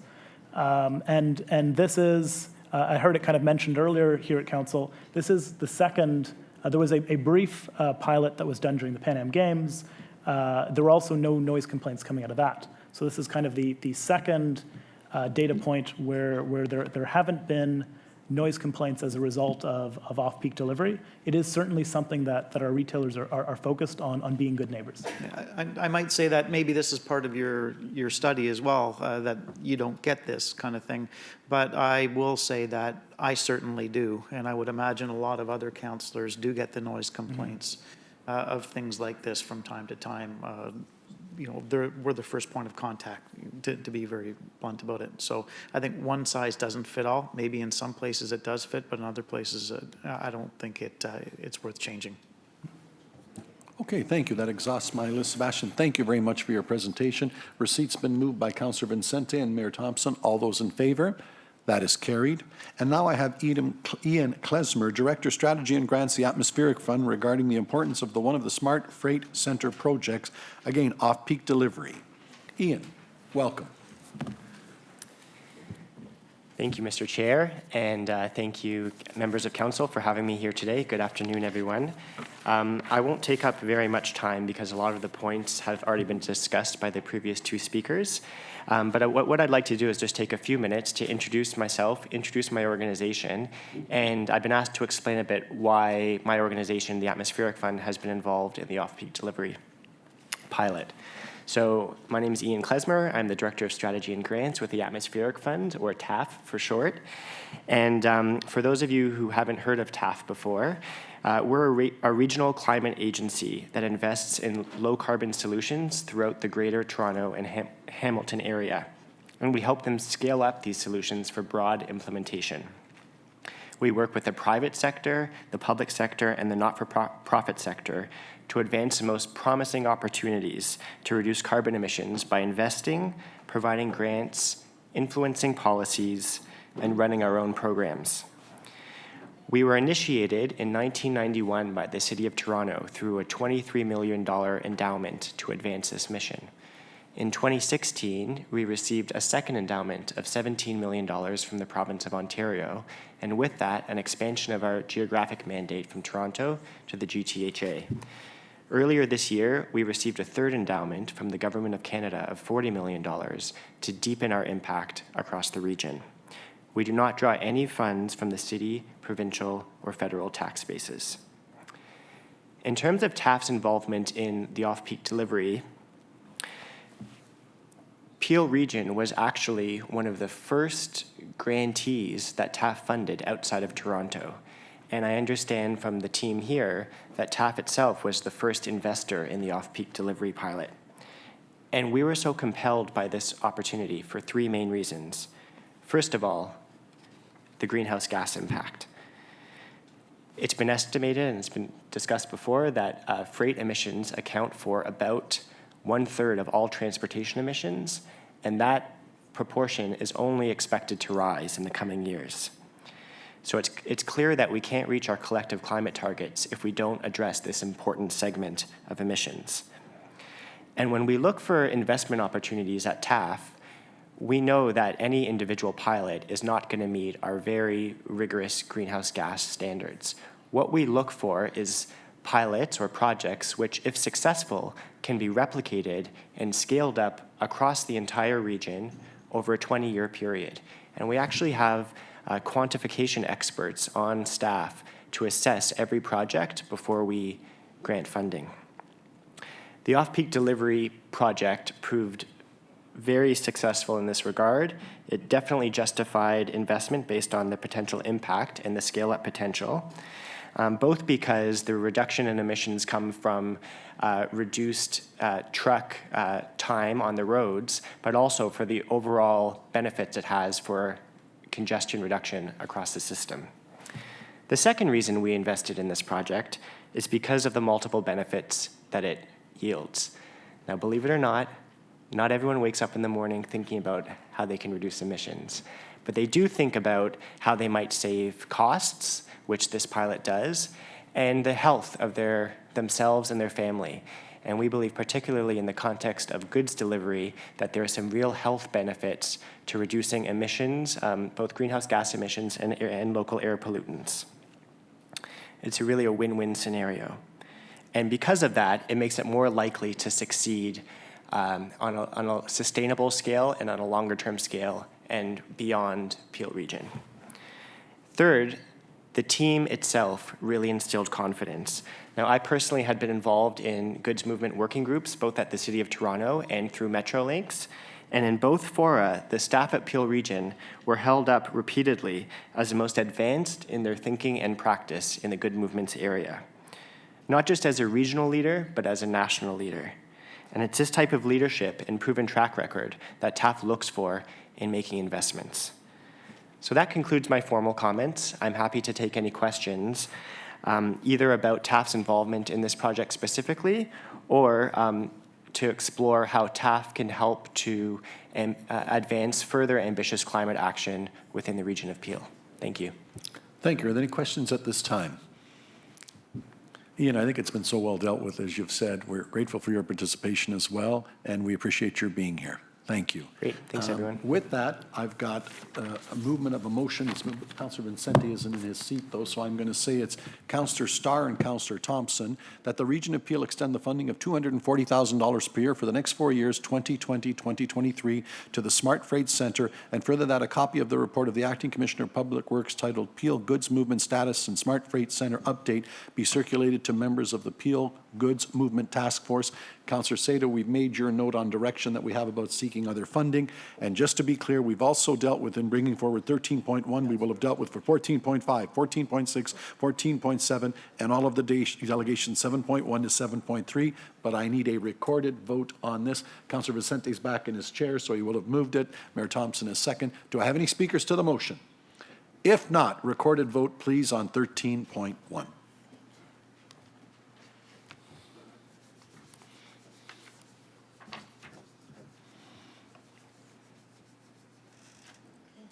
And that carries with thanks, and thanks to all of council and everybody here for the extended amount of time we put on such an important file and the great conversation we had. Colleagues, I would like to deal with 7.4 at this time because there are citizens that have been waiting patiently. So if I could call forward our final delegation, Ramdev Dandraj and Dineshwar Danraj, Presidents, Brampton Trevini Community Center, requesting relief of the development charges for the place of worship at 20 Davis Elm Drive, City of Brampton, Ward 5.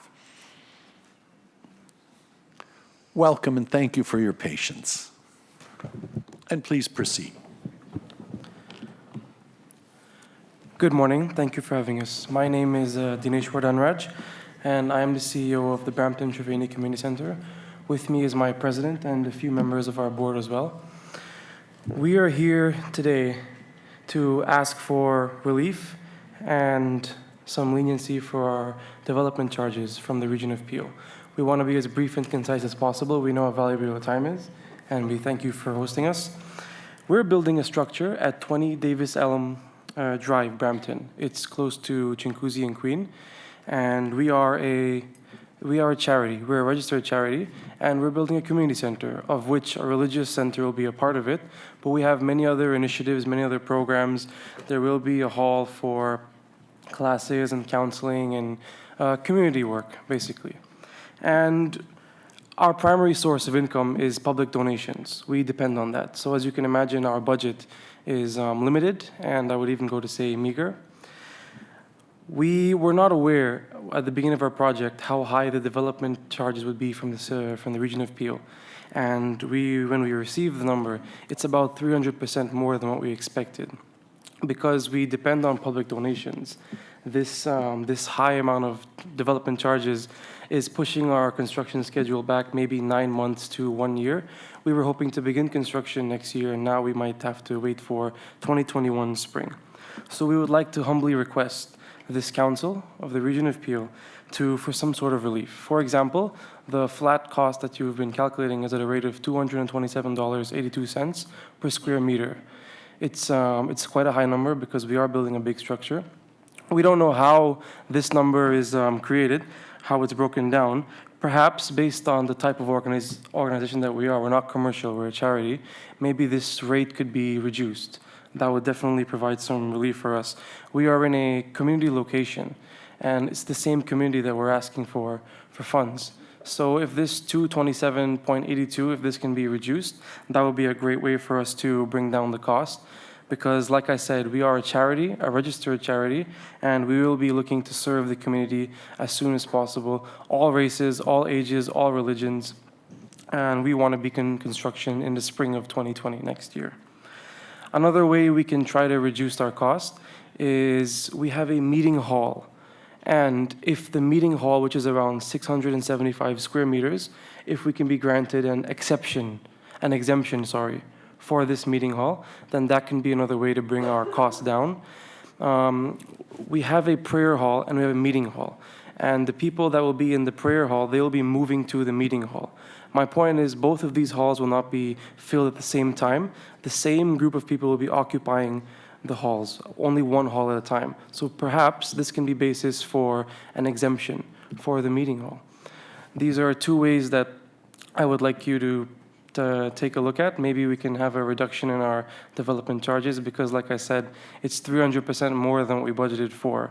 And we want to start construction next spring and start our programs. We're right next to David Suzuki High School. We have all kinds of ideas, all kinds of initiatives. We're just waiting to start construction and get going and serving the community. So thank you for your time today, and hopefully the region of Peel will grant us some sort of relief from these development charges. Thank you. Thank you. Councillor Vicente. Thank you, Mr. Chair, through you. Mr. Danraj and Ms. Danraj, thank you so much for coming today. This development that you're proposing is right in the middle of our wards. Both Councillor Santos and I have walked by your property many times. And this particular neighborhood has a wonderful mix of different amenities, schools, high schools, sports facilities and parks and wetlands, as well as wonderful residential neighborhoods. And so we welcome your plans.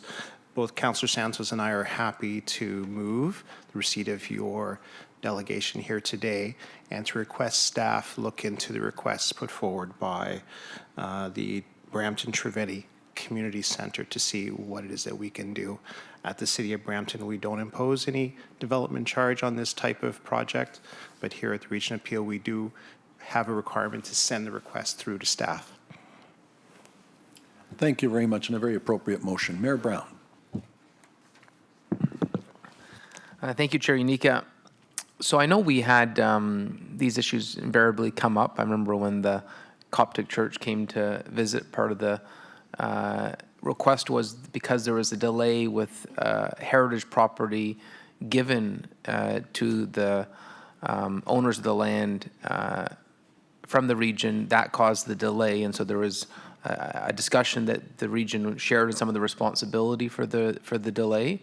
I think this is a little bit different. So what I'd be interested in learning is maybe from legal's perspective, you know, are there any concerns about precedents that this could set? Any advice that you would offer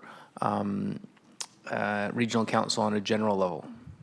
Mayor Brown, I'm certainly cannot, but the idea that it's being referred back and that come back to us as a report, would you welcome that at the report, or do you want to deal with it at this time, knowing that the motion I have before me is to get all that information, bring it back and deal with it? How do you prefer to proceed?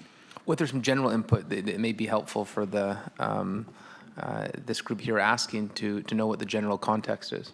Very good. Through to staff. Through you, Mr. Chair, the bylaw does provide a limited exemption for places of worship, which, when applied to this particular circumstance, as I understand it, still results in the calculation of a charge with the exemption applied. So there's no staff discretion to extend that exemption. There are alternatives along the lines of deferral or substitutional grant arrangements that could be contemplated, and I'm sure they'll be referred to in the staff report when it comes forward. Okay, I look forward to reading that report. Thank you. Councillor Medeiros. Thank you, through the chair. Thank you for your presentation. You talked about, I'm curious about the community impact. I know this is going to be referred, so I'm just wondering that in the report, so to staff, and kind of what I would hope that you would share with staff, so I'll just refrain from asking it, is that there be some analysis on the social impact. Because it's one thing where you have places of worship that really don't extend their influence into the community, don't have no youth programs, don't do anything else, and they're more insular. And I view it personally as other places of worship where they're providing that social impact that sometimes we can't reach. And it's so valuable. And sometimes when you look at, you know, supporting an organization like this, that's, you know, that goes for, that's taxpayers' dollars being wisely spent because of, you know, they're reaching in areas where we maybe have difficulty. So I guess, you know, possibly in the report that comes back on this organization, if there can be some sort of summary of any external activities that they may have in the community outreach, youth programs, those type of things. Thank you. Thank you. Councillor Parrish. Councillor Medeiros is getting close to what I would have asked for. I think if we're going to get one after the other doing the same requests, I think the whole policy needs to be reviewed. And I think what Councillor Medeiros pointed out was some of these groups do a lot of community center work that we don't have to build community centers for. So rather than do them as one-off each time and analyze what you do in your center, I think we need to have a look at the whole policy and see if it has to be changed, because the one-offs are starting to worry me a little bit, because there's one after the other. And what happens is, you've been very soft-spoken and very gentle today, but we've had ones that have just driven us nuts with lobbying. So I think if we get a complete review of the policy, which may take a little bit longer, but in the end, we'll get something that we can all discuss here and say, okay, these are the pluses, and maybe we should change the whole policy. We did it at the City of Mississauga, I think 2 years ago, with a couple of churches, and then we went, or religious groups, and we went back retroactively and gave some discounts to people once we decided on the new policy. Councillor Sato worked on that with me. So I'd like to see staff do something a little more extensive than what we're asking for on one group, if that's okay. Yes, thank you. And perhaps Stephen Van Offwigan has a thought on that before I go to Councillor Rass. Commissioner? Through the chair, thank you. The Region Appeal is undertaking the update of its development charge bylaw in 2020, so for the fall of 2020. That will include a review of the place of worship policy that currently exists based on some of the feedback we've had from recent delegations to council. So it will include a full review. As I understand, the City of Mississauga just recently updated their policy with respect to place of worship in their 2019 development charge bylaw as well. Perfect, Councillor Parrish. So yes, and that's exactly how we are proceeding. Councillor Rass. Thank you very much, Mr. Chair. Through you to staff, I'm just wondering if you can include in that policy review the ability of certain organizations to have revenue generating opportunities, whether it's child care or hall rentals. I think that's an important component. I know there are some charities or not-for-profits that have a limited ability to raise those types of funds, and when you have a large hall like yours for weddings and other types of events, I think that's a little bit of a different situation. So if you can include that in your review too. Thank you. Thank you. With that, I have a motion moved by Councillor Vincente, seconded by Mayor Brown, that the matter be referred to staff and come back for a report. Perhaps in the terms of giving our friends here an idea of, because I'm sure you're anxious to proceed, can someone from staff give me a time frame as to when we can have a report back on this specific request as directed by the two members of Regional Council? Through the chair, we just received the information on Monday, so I would probably 2 meetings from now. Okay, within 4 to 6 weeks, let's say, just to give us a sure. time. Okay, very good. Thank you very much. You've heard the motion that it's referred back to come back in 4 to 6 weeks. All those in favor of the motion? That is carried. Thank you very much for your presentation. Did you want to record it? I didn't think so, right? I did, yeah. Okay, with that, it's 12:30 and beyond. I've run out of runway for the morning session, and we still have 3 delegations from staff, so I think it's wise to break now until 1 o'clock for lunch if we can recess, at which time I want to deal with Dr. Saha and the presentation on seniors going forward at that time. Motion to recess, that is carried. We will see you back promptly at 1. Thank you. Buddy, thank you, and welcome back, and we'll continue on with our council meeting. We've dealt with the delegations. We're on to staff presentations, and I'd like to deal with 8.2 first, and that is the Senior Services 2018 Annual Report that's here for information, and the presentation from Kathy Granger, our Acting Commissioner of Health Services, and Dr. Saha, Senior Medical Director of Long-Term Care. Welcome.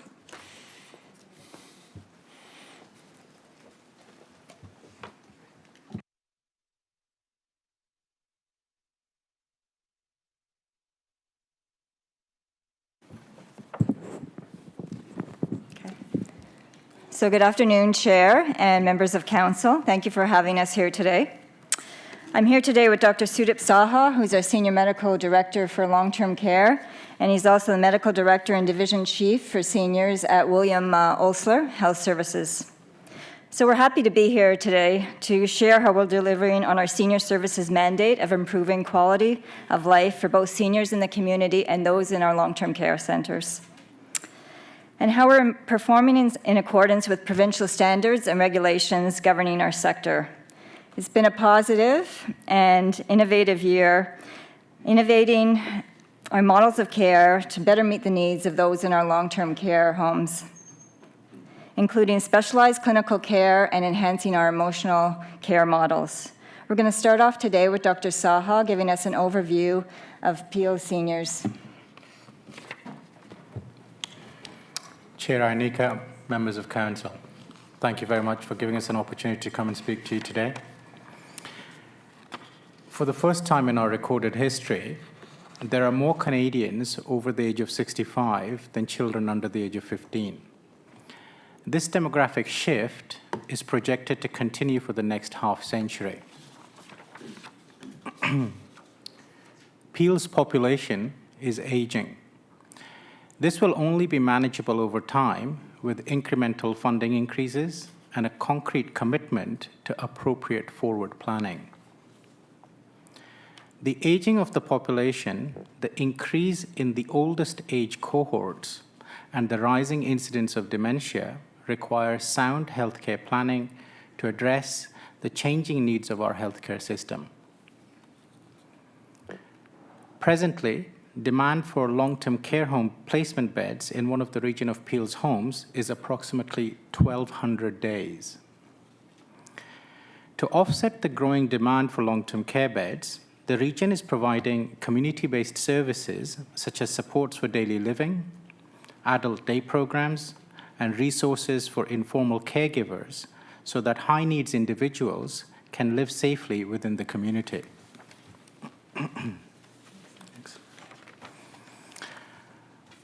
As the data shows that there are too few long-term care beds to meet the current population need, we have developed a variety of strategies to support seniors and their caregivers in the community. Our adult day service coordinators connect and support people on wait lists. They help to identify who is in crisis and who is coping well. This helps to prioritize crisis admissions. As part of the new Seniors Health and Wellness Village, a new community-based social worker supports people in the community who are not yet in our programs or on our wait lists. We also have 2 nurses to support all 5 homes with complex healthcare needs. This facilitates clients to be able to attend the adult day services rather than having to wait at home for these services. We are also early adopters and active participants in the Coordinated Care Planning Initiative. Each year, the Caregiver Education Framework is refreshed based on topics that informal caregivers wanted more information about.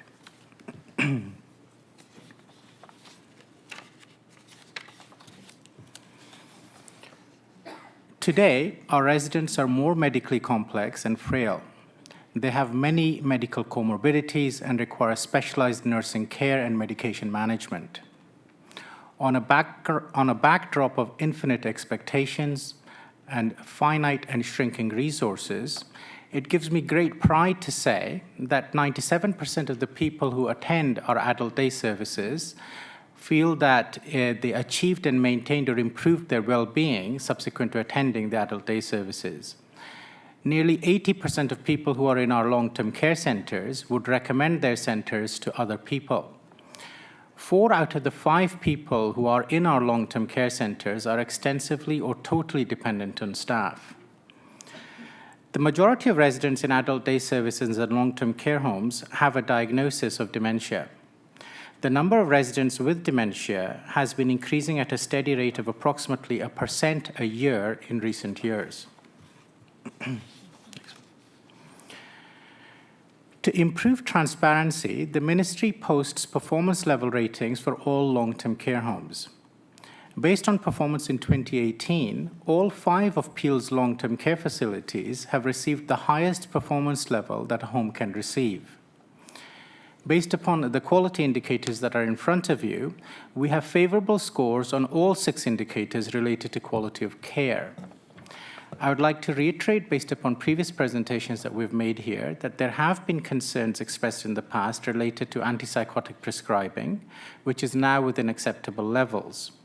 We will continue to strive to improve on all of these quality indicators going forward, and it gives me particular pride to say that our neurobehavioral nurse practitioner program and the divisional expansion of the dementia butterfly care model will help to facilitate these outcomes. Thank you for your time. Thank you. Anything further from the staff, or can I go to questions? Sure, we can go to questions. That's fine. Okay, thank you. I have Councillors Groves and Sato. Councillor Groves. Thank you, Mr. Chair, and thank you both for your presentation. And it's nice to see that we are where we are in terms of provincial standards and that we're really almost exceeding. And I do agree we have some great long-term care homes here in Peel, but I do have a question with regards to the antipsychotic prescribing those types of medication. We have that butterfly program, and we're going to hear from another presenter after yourself. And the idea behind this is to really get patients off of that antipsychotic medication. Are the doctors in our long-term care home, are they aware or have they been briefed or on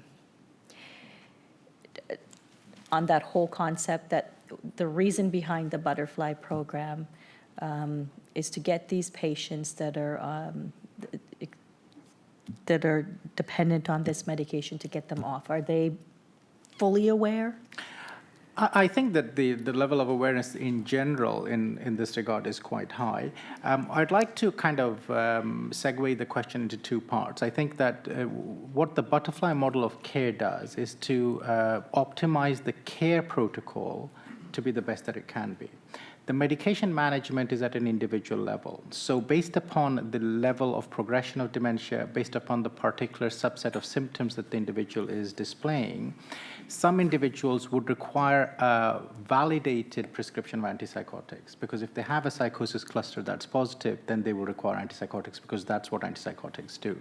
But where we are looking to go with this is that antipsychotic prescribing needs to be appropriate and validated in an atmosphere where the care paradigm is also the best that it can be. That's where we're going with this. Who validates that? You are the director, Yeah. senior medical director. So would this come to you, or would you be part of that whole process? So I would clearly be part of that process. I mean, and again, our pharmacists are in the process. They review medication lists routinely and will flag people who are on antipsychotics without a formal requirement.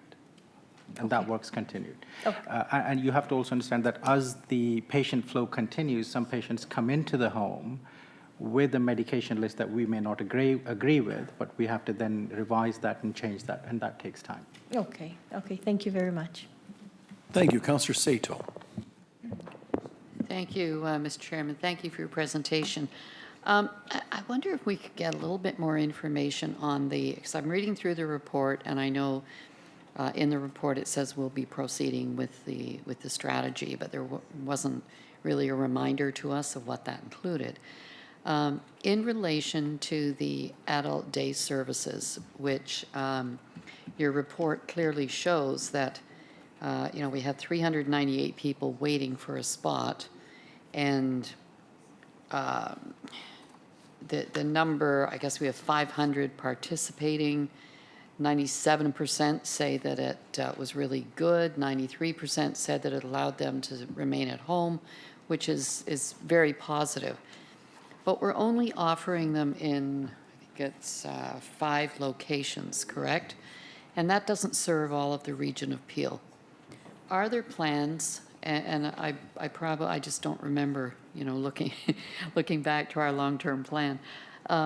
Do we have plans to set up some kind of day service, maybe not in the existing seniors' long-term care facilities, but in other outreach locations, so that we can cover more of the region and that people don't have to travel as far? I mean, I look at my residents up in the northwest part of Mississauga, and I guess the closest one, I guess, would be about the same distance from Malton Village and Sheridan Villa, which is, if someone was driving them, at least a half-hour drive, maybe, depending on the time of day.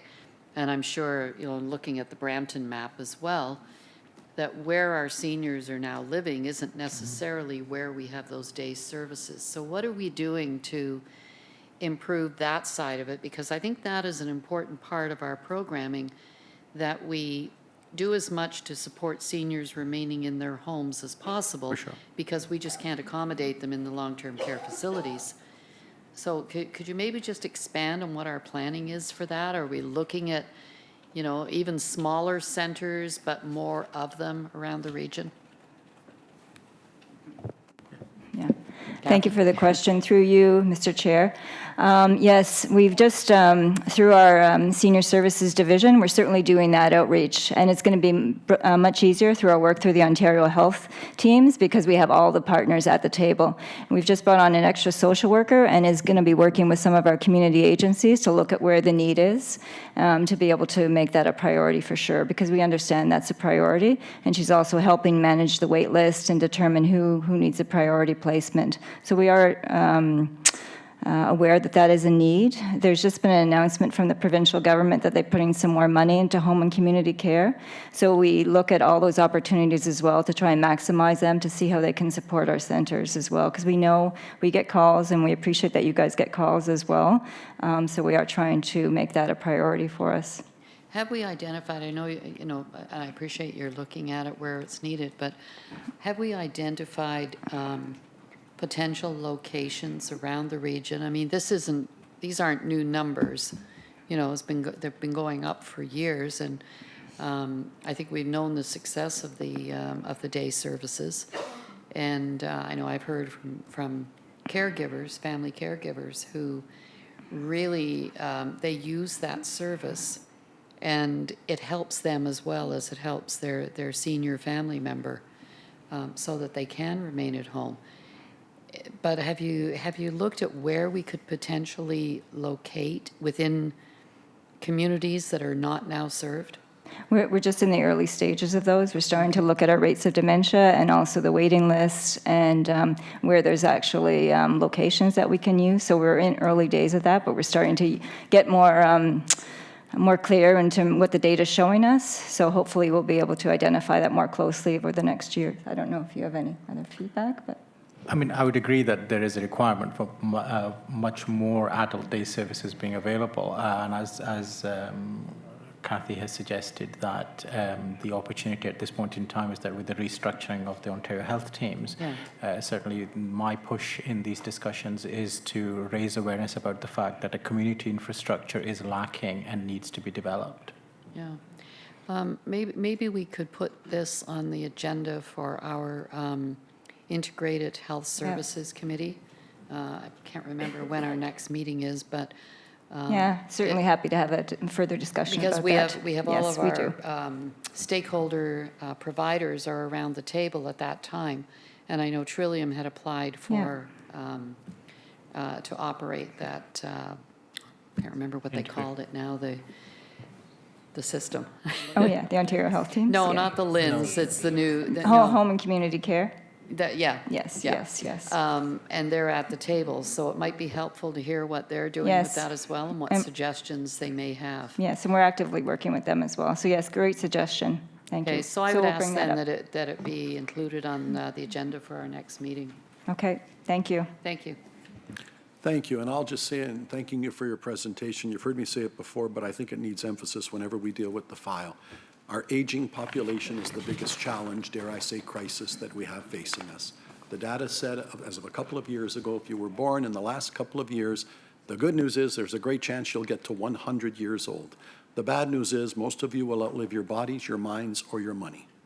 You're also doing it in an era where we don't have children anymore in the Western world, so you don't have that family support system. The data also says if you do have children, they think nothing of taking that job opportunity in New York or California if it's offered to them, so we are left to fend for them ourselves in communities that we've built where you can't age in place. 90% of us can't walk downstairs and get a loaf of bread or a jug of milk or whatever the case might be. And when those challenges come home to roost, they're going to come looking at us, which is such a joy to have Dr. Saha here because he does not follow an axiom that I tell, dare I say, all young new counselors for whatever little wisdom I have, and it is govern the world in politics 80% as the world is and 20% as it should be. Dr. Saha is the one that says, great, Nando, but I'm not going to listen. I'm going to have 80% hope and the world as I hope it should be and 20% where we start. And you're in a good position to be in that world because that's what we need on this file. And Councillor Sato, to your last point, it's not spatial distribution that's our problem. My blessing and curse is I understand finance and numbers, and I can take every penny the local municipalities spend, and I can take every penny the region spends, and I can spend it all on seniors housing and care and affordable subsidized housing, and I won't make a dent in it, notwithstanding nobody picks up your garbage tomorrow and you don't have a police force and you don't have a water and sewer system. So final point, without the help of our provincial, federal partners who have all the money, this is a non-starter. That's my commercial message for the day as we go into the election. Thank you very much. Thank you very much for your presentation. Receipt moved by Councillor Sato, seconded by Councillor Groves. All those in favor? That is carried. And on to another great story. Item 8.1, an update on our butterfly model, supporting person-centered care for people living with dementia. Here for information, a presentation from Mary Connell, Butterfly Model Project Manager, and Françoise Morissette, Queen's University Industrial Relations Center Facilitator. Welcome.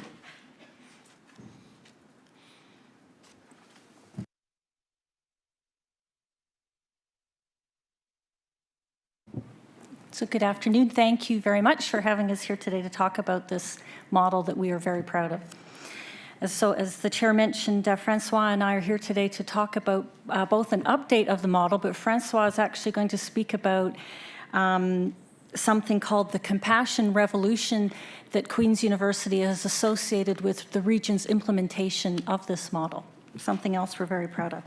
So I will let Francois start with that.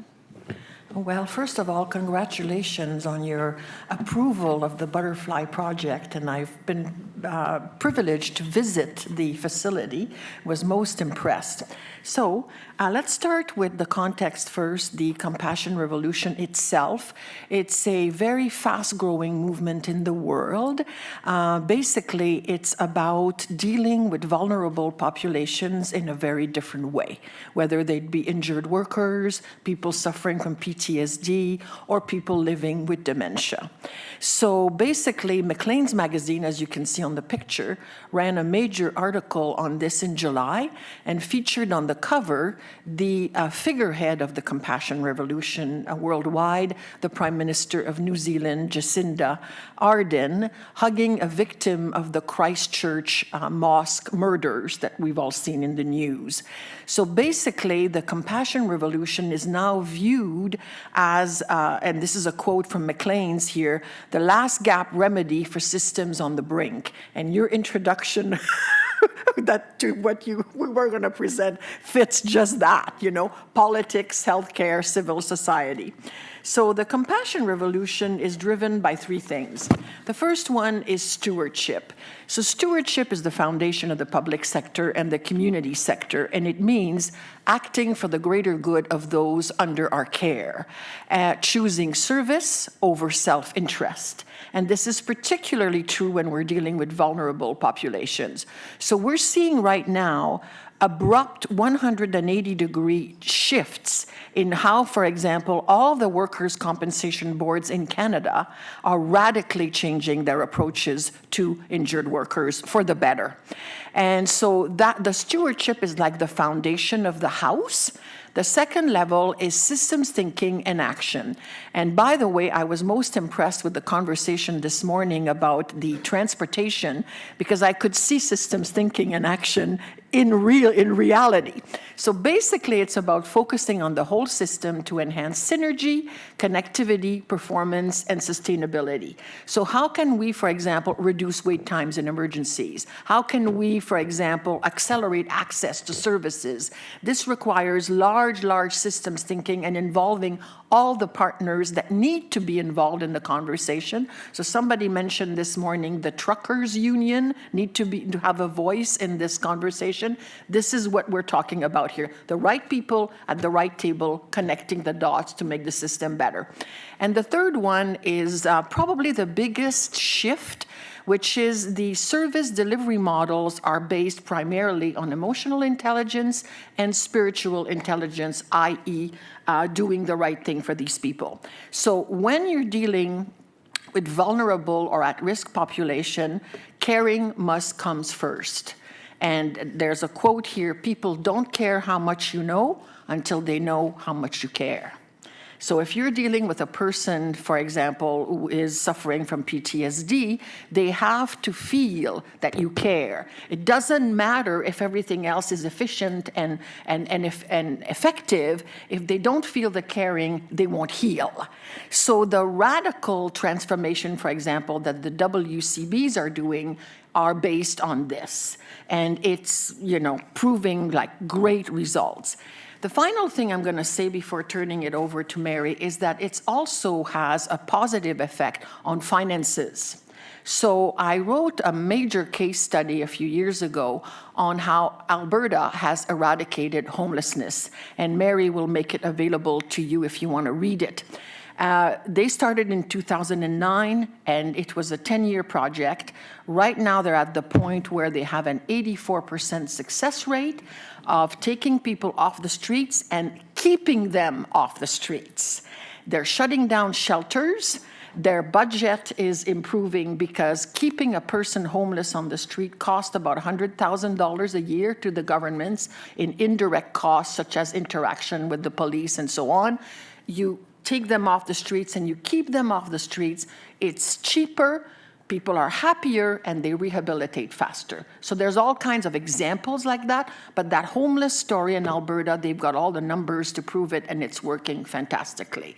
So it's not just doing the right thing, that is the base of that, but it's also doing the efficient thing from a financial point of view. So that's my little spiel for now.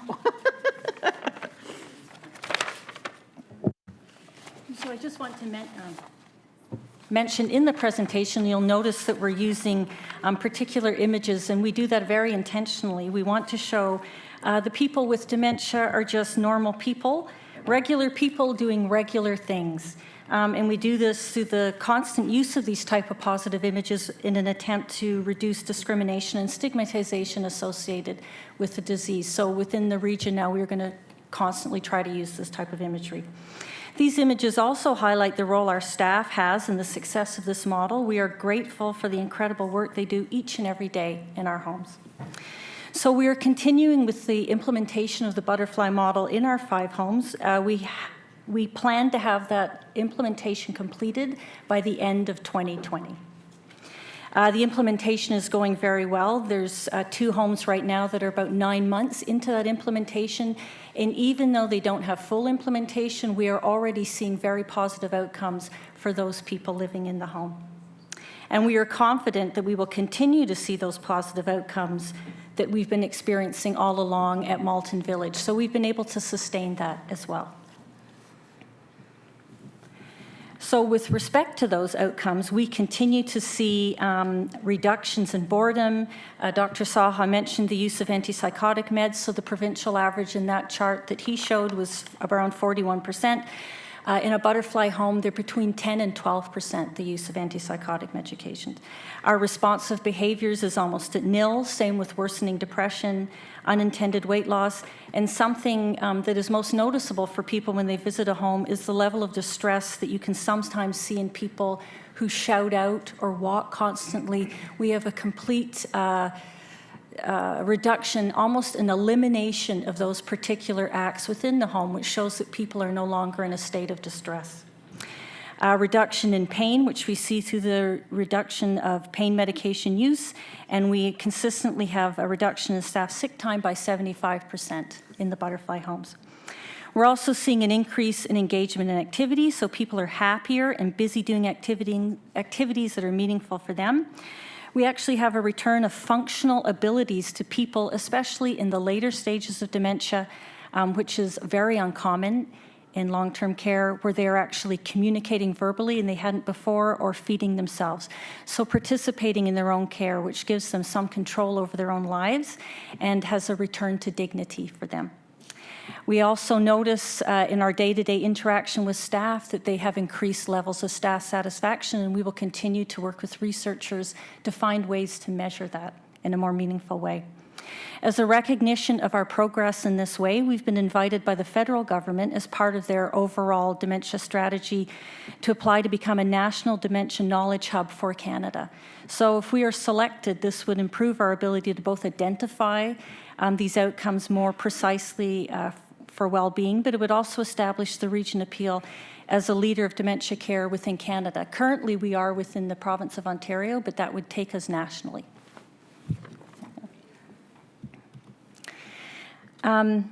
And then, of course, we've had a significant impact through our advocacy work. So you'll see a picture here. This is Minister Cho getting a kiss from one of our people, Michaela, in the home. And it's certainly, if you've been to visit our home, you've probably had a kiss from Michaela too. I know that you did, Chair. It's something she likes to do. She had 6 sons, so she loves to give men a kiss when they come in. So over the last 2 years, we've conducted over 100 tours of the home. We facilitated 50 presentations across the province, and we've established significant partnerships and relationships with diverse groups and dementia experts. So family councils, patient right groups, universities, dementia knowledge experts, First Nations communities, and professional organizations. To date, as a result of that advocacy work, we have supported other homes in the province. So there are 5 home groups in the province of Ontario that are adopting the butterfly model or model of person-centered care as a direct result of their interaction with us. So that's helping people outside the region. And that certainly upholds regional values of caring about everyone's well-being and success. So it's not just about us, we're helping others. And finally, in addition, we've been invited to participate in several provincial consultations on different aspects of dementia care and to help write learning modules and policies, and on and on and on. We actually had some assistant deputy ministers come and visit the home over the last couple of weeks who are very interested in Navasta's back for consultation. So thank you very much. Thank you. And there are questions. Councillor Groves. Thank you, Mr. Chair. I don't have any questions. I just want to give a shout out and say thank you to you and your staff, Dr. Saha and his team for doing the work that you do for this.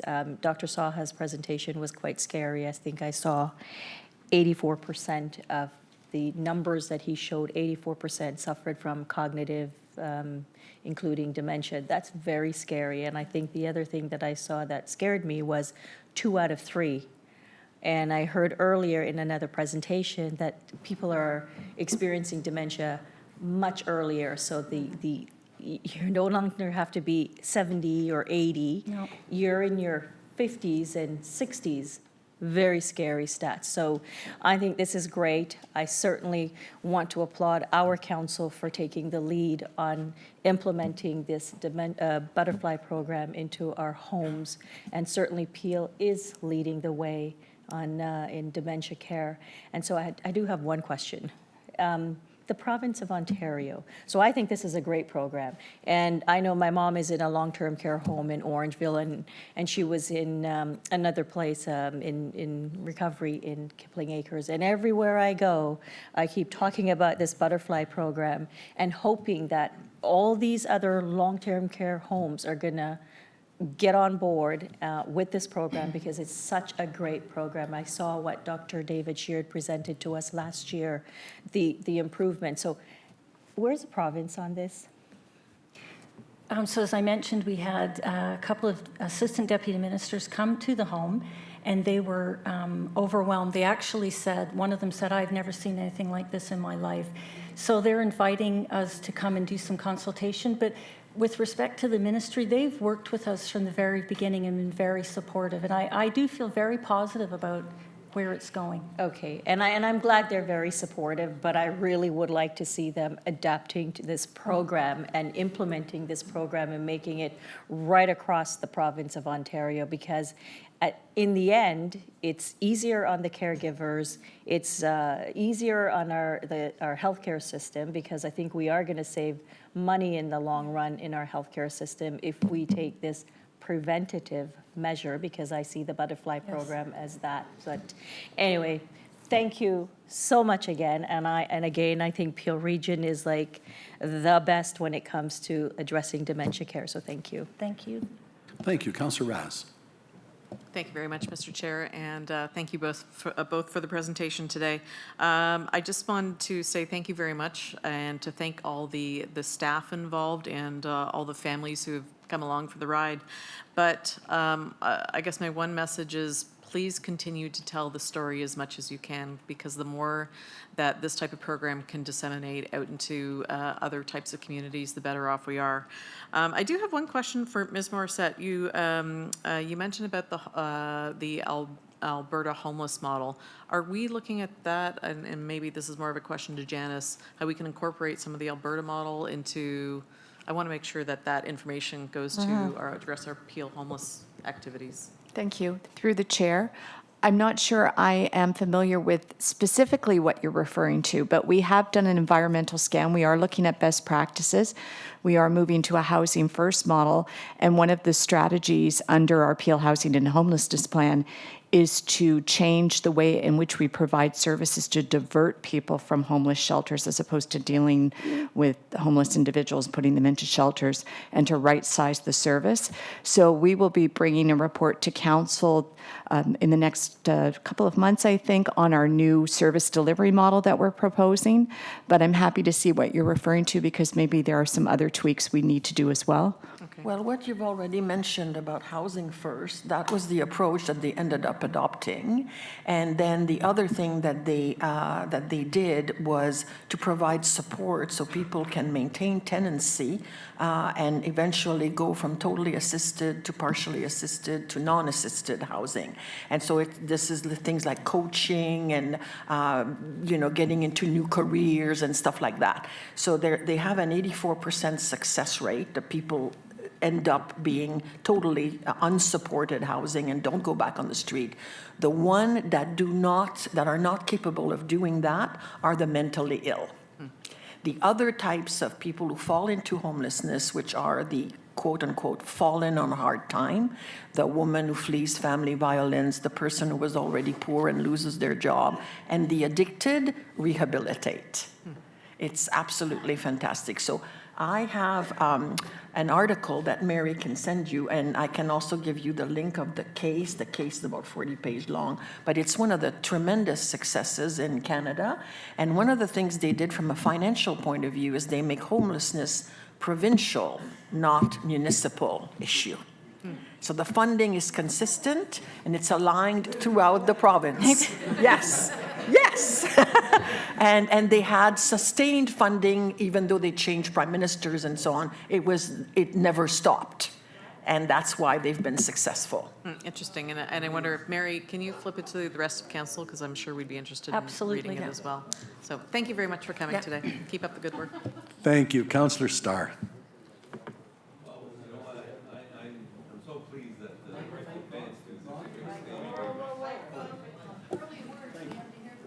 I guess I got to start again. It's such an innovative program, and I think I've supported it from day one, and simply because you have to realize what the people with dementia and Alzheimer's, they don't know what they're going through, and the more help you can give them, I think it's so important what the Butterfly program itself does, and it's a realization that we all have a part in this. And I have to tell you that in my travels in the last couple of years, I've been to maybe half a dozen different homes where I've either had friends, relatives, or whatever that are suffering from this terrible disease. And you can see the difference. And every time I've gone, I said, matter of fact, you've probably got a couple of calls. What is the Butterfly program? And there's still people that don't know. Yeah. And I really think that from an education viewpoint, I don't know what we can do more. I know you're having a visit from Renfrew in a couple, 3 weeks. Matter of fact, I think Councillor Parrish and I have been invited to go to that. And it's something that it should be universal. It should be universal. And I'm just overwhelmed sometimes when I see that and I see the articles and I see what you're doing. And yes, probably there should be more provincial money into it. And I want to make sure that you get all the Peel region MPPs and MPs going through there. Yeah. Because sometimes, it's just words. But until they actually see it, and then they realize, just a minute, I know of somebody, and it's the, putting all the pieces of the puzzle together and say, it affects us all. And with the curve going straight up, by the way, with the over 65s, we've got to do all our part. So, like I said a couple of years ago, just do it. Thank you.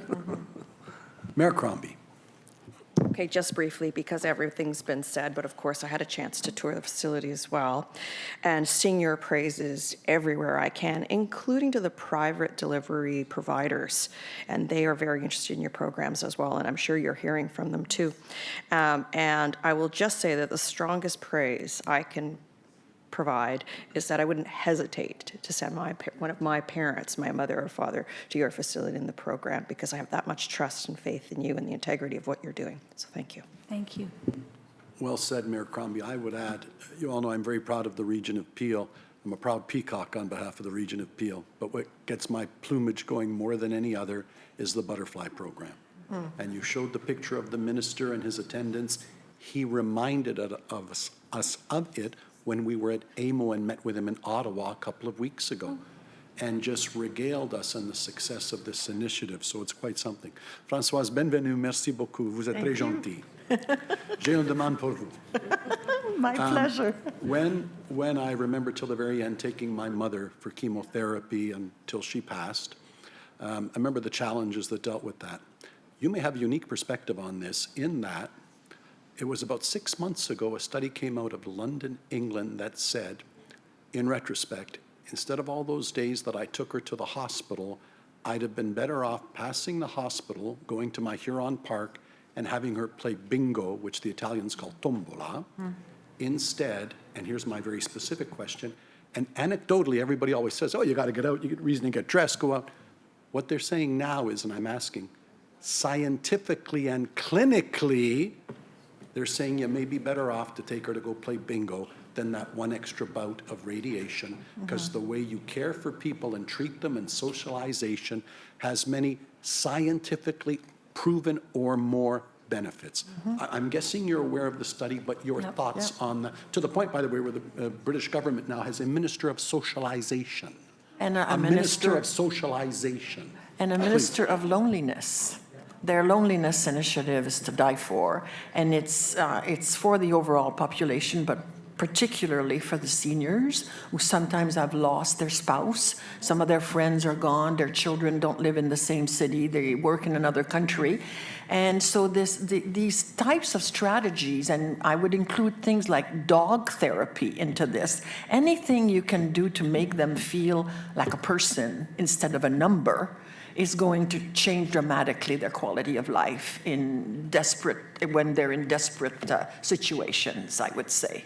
Yeah, and even singing, having choirs singing to them or whatever. So it's like a complete shift in approaches. The EQ is more important in this case than an IQ-driven process, efficiency, the meals are at 12 and so on and so forth. It makes more of a difference to these types of people than anything else. No question. I've always believed it to be true, but it's nice that the analysis and the empirical data is catching up. The other point that I would make, and we all know it, and it is a lot easier to visit someone than to build an institution and provide all the professional care. That's free. Yeah. So it's the only path to our salvation. So de nouveau, merci beaucoup. Thank you. Thank you very much to staff. And again, this marvelous initiative that we are so proud of. Receipt has been moved by Councillor Starr, seconded by Mayor Crombie. All those in favor? That is carried. Which brings me to our last presentation from staff, item 8.3, an update on provincial funding cuts delivery to be provided here by Norm Lum. Norm, welcome.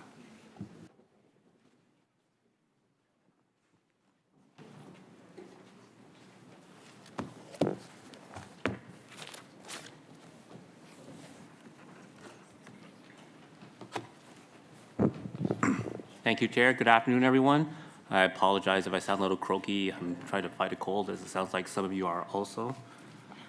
When I last presented the provincial funding changes to the Council on July 11th, the estimated impact, based on what we understood at the time, was a total of $36.4 million, which was an additional 3.4% on the net tax levy. When added to Council's 2020 budget target of 2.9%, this resulted in a total net tax levy increase of 6.3% if regional property tax dollars were used to replace the decrease in provincial funding.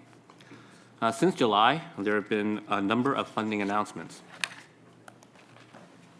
So what's changed since July? Well, in childcare, the provincial plan, which was 100% funded by the province, will now commit to 80% of the 2019 funding. The province has made the remaining 20% gap discretionary, putting Council in a very difficult position to have to actively decide to increase funding in order to maintain service levels. The province had originally announced that the funding of administration costs would have a lower cap and be cost shared 50-50 starting in 2020. The switch from 100% to 50-50 has now been deferred to 2021, and the cap will not be implemented until 2022. In public health, the timing of the switch to a 70-30 cost share model has been moved earlier from April 1st, 2020 to January 1st, 2020. In addition, some formerly 100% funded programs will now also be switched to a 70-30 cost shared model. And based on the information we have, there might also be a potential funding shortfall in 2020, but it's very difficult to know definitively based on what's been shared with us. And finally, some good news. Council's advocacy was successful as the province unfroze the funding it had previously froze at 2017 service levels. And now it's committed to a 4% increase for 2020 and for 2021.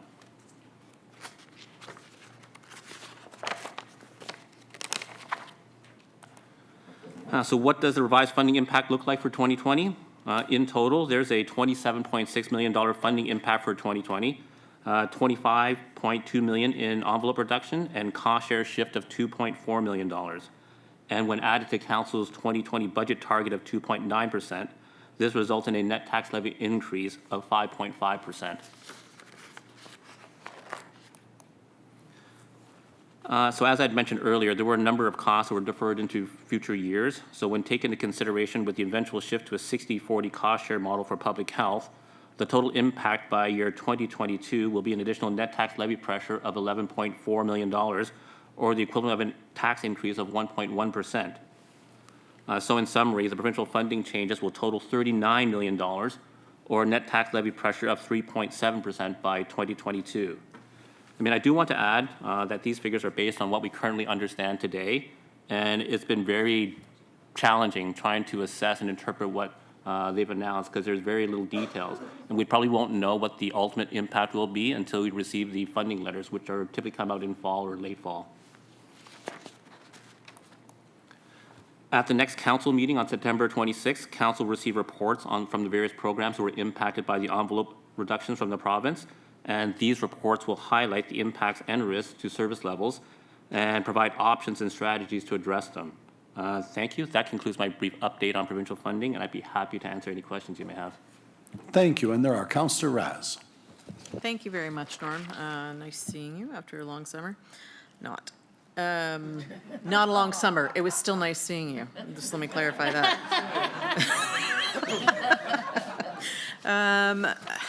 I guess somewhat good news update that the impacts aren't as deep as we were thinking. When you come back in September 26th, looking at options, are we just looking at options for service levels in these particular areas, or is there an opportunity to look at, perhaps through the upcoming budget process as well, service levels in other areas, so you can spread the impacts more across the board rather than just those individual service areas? Through the chair, our process is to propose recommendations to council, and it's certainly council's prerogative to ask us to look at other areas. We're bringing forth what we think best balances the risk based on what we see, but certainly the council can direct us to go look elsewhere too. Okay. And under the childcare piece, I noticed, and it was part of the consent piece, that we did receive the provincial government funding to look at the childcare subsidy program. How is, I guess I'm wondering, is it premature to look at this service area until that review is completed? I don't know if those funds have been transferred yet. Through the chair, my understanding is that that review isn't completed until October, November. I think for us, for council, what the program will present in 2 weeks are the risks and strategies. Certainly they can take that into consideration until whatever comes out. I mean, I do believe that between now and October, November, we'll probably hear other announcements from the province for which we'll have to make adjustments. Yep, I guess there was upsides and downsides to asking for the province for that funding to look at that area, which is we may not have much of a choice based on the recommendations that they make after that service review. So I guess we'll wait and see until that review is done, but I'm confident it'll show good things for the region. When you come back on the 26th, can you, on page 3, there was no individual costs broken out for year over year for each of those individual service areas. So I know you said that. So, for example, a separate line item for the childcare piece for 2019, 20, and 21. So each of those broken out, that would be helpful to form those discussions. Because we just have a cumulative impact on the financial summary piece. Through the chair, I can send around a briefing memo to everyone that breaks down all the costs that add up to the total. So every program for 2020 and estimates for 2021 and 2022. Okay, if you can include that for the September 26th piece, that'd be good. Thanks. Very good. Councillor Parrish. Yes, thank you, Norm. I'm wondering if we've made any progress on talking to them about the way we deliver dental care to seniors. Are they going to allow us to continue doing it that way or force us to do it the way they want us to?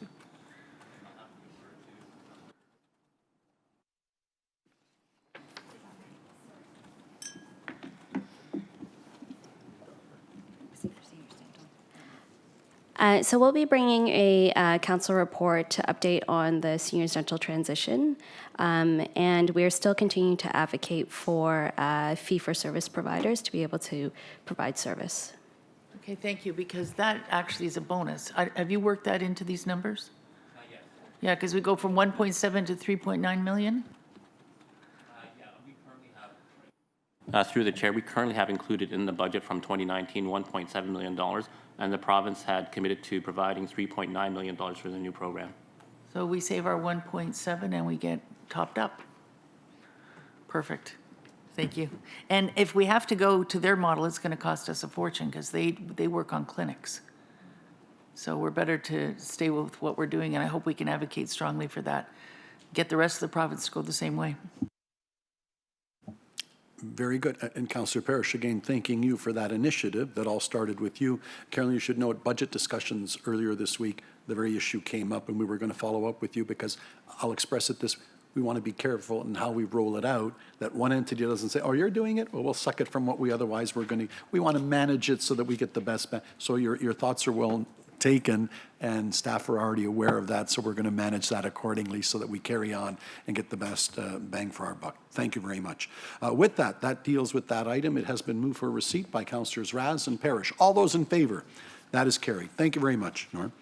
Moving on, all items related to planning have been dealt with. That brings me to items related to enterprise programs and services. In the absence of Chair Fonseca, Vice Chair Raz.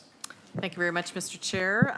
Most of the items went to consent except for item 12.5. Councillor Santos, you asked to hold the letter from Minister Phillips regarding the Cannabis Legalization Implementation Fund. Thank you, through you, Madam Chair. So just a question for clarification. As I was reading the letter on page 12.5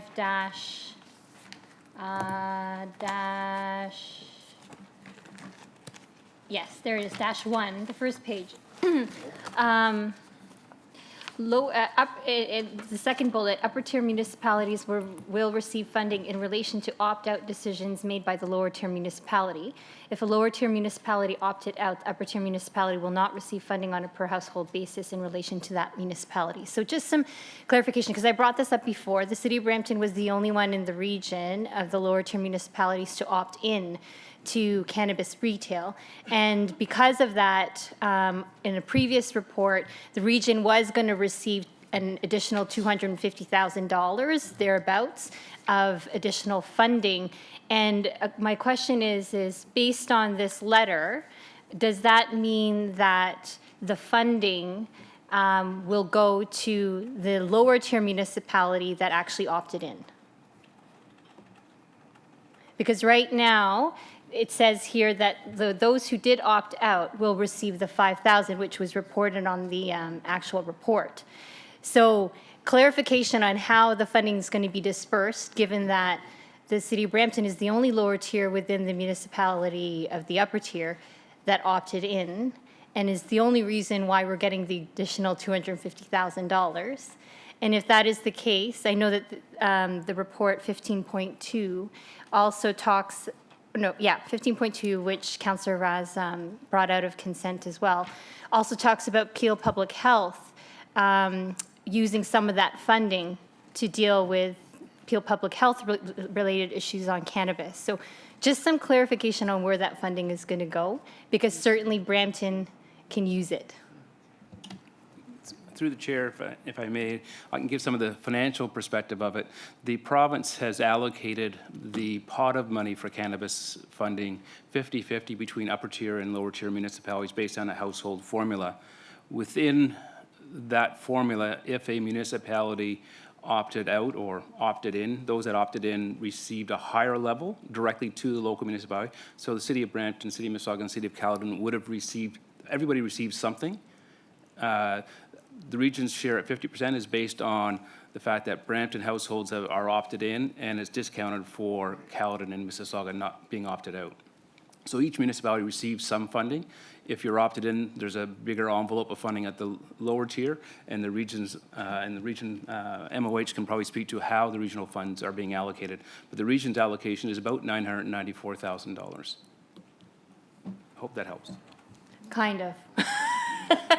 I guess your answer is the money doesn't specifically go to Yeah, Brampton. so the fact that the city of Brampton opted in is part of the reason why the region as a whole is now getting additional funds, even though the other two opted out. The region's, yes, the region's envelope is bigger with Brampton opting in than it would have been otherwise. But the money, as is Brampton's allocation. right, but the money, you're welcome. But the money isn't specifically from the region that we get allocated. The region is not going to specifically go to Brampton. No, the MOH can provide details on how that money is being spent. Okay. I just wanted to ask the question and also clarify that Brampton is the only municipality that opted in. And we thank you for that. Okay, thank you. For the record, I supported Mississauga's opting in. Over to you, Mr. Chair. That is it for enterprise and services. Thank you. Did you take a formal vote on receipt? That was received accordingly from the chair. Very good. Moving on, just the clerk keeps me in line. Moving on, items related to public works have been dealt with. It brings me items related to health. Chair Downey. Thank you, through you, Chair. Item 15.2, bylaw to prohibit smoking and vaping in outdoor public places and workspaces, and to repeal the Peel Outdoor Smoking Bylaw 20-2013 related to Bylaw 49-2019 was held by Councillor Raz. Go ahead.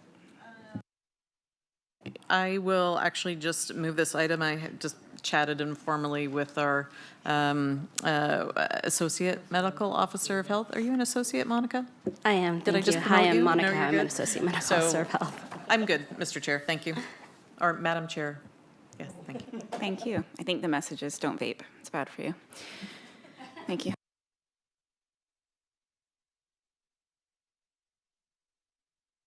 Councillor Downey, it's a motion, so you need a mover, a seconder, and a recorded Councillor vote. Raz, you can move it. Councillor Parrish will second it. Thank you. And push the buttons.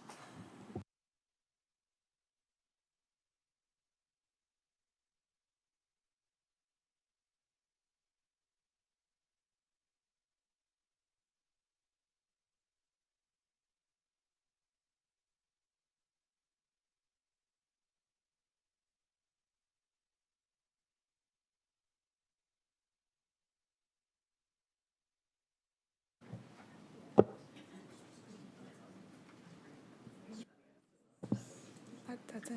5. Oh, it's not on my list. With help through the chair, I thought item 16.5. Councillor Santos, did you wish that back to? Or you're okay with that? So very good, then Councillor Chair Downey, you're done, and back to the chair, and thank you. That brings me to items related to human services. There are none. Going on to communications, there are none. Other business, sorry? Oh, sorry, with regards to? Sorry, yes, I thought so. The clerk, back to you, Councillor Downey, and the chair. Go ahead. Thank you, through you, Chair. So this is just based on the harm reduction program enhancement.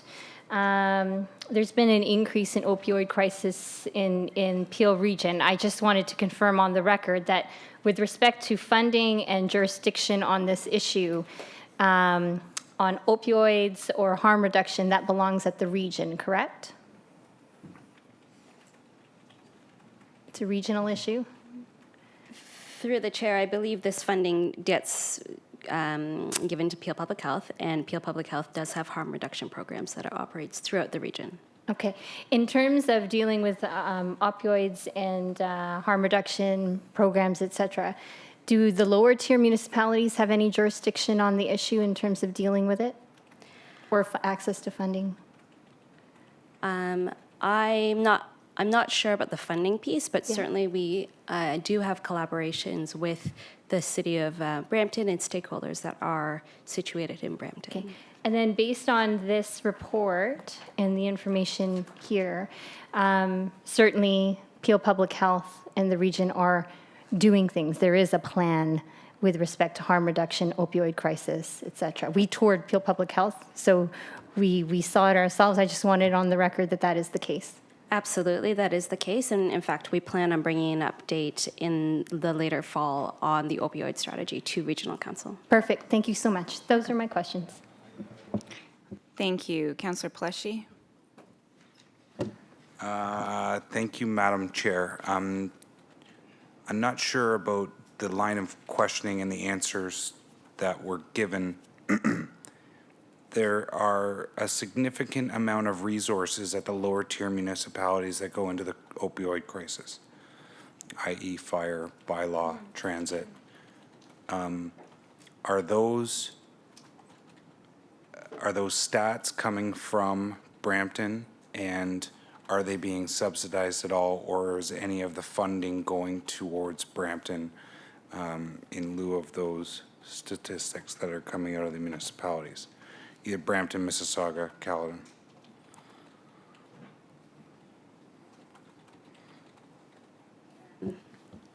Through the chair. Sorry, go ahead. Sorry, go ahead. As it it pertains more to a funding issue, I would say we don't transfer any funds from the upper tier municipality to the local tier municipality for the local municipalities' efforts to combat this issue. Okay, thank you. Thank you. Do you need receipt? Just a show of hands on that item. Any opposed? Thank you. Thank you, Chair Downey. Back to the chair for other business, and the first item is at the request of the chair. Councillors, you may be aware we are getting ready in the normal course for our staff to go out for the tender for our $100 million anaerobic digestion system. I thought before it went forward that Norm should be here just to update you all on next steps. Sorry, Andrew is, my apologies, Andrew and Norm, just to make you aware of what the next steps, if you will, very briefly. Please proceed, Andrew. Thanks, Chair. Through you.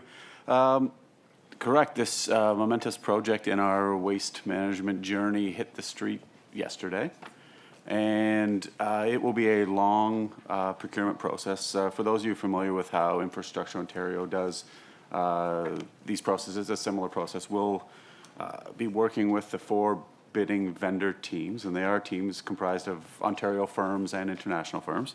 We'll be working with them over the next year. Their technical proposals are due June of next year. Financial proposals due in August, and we hope, if everything goes well, to be back in front of you next fall to award. Construction starting late next year, early 21, completed in 2023.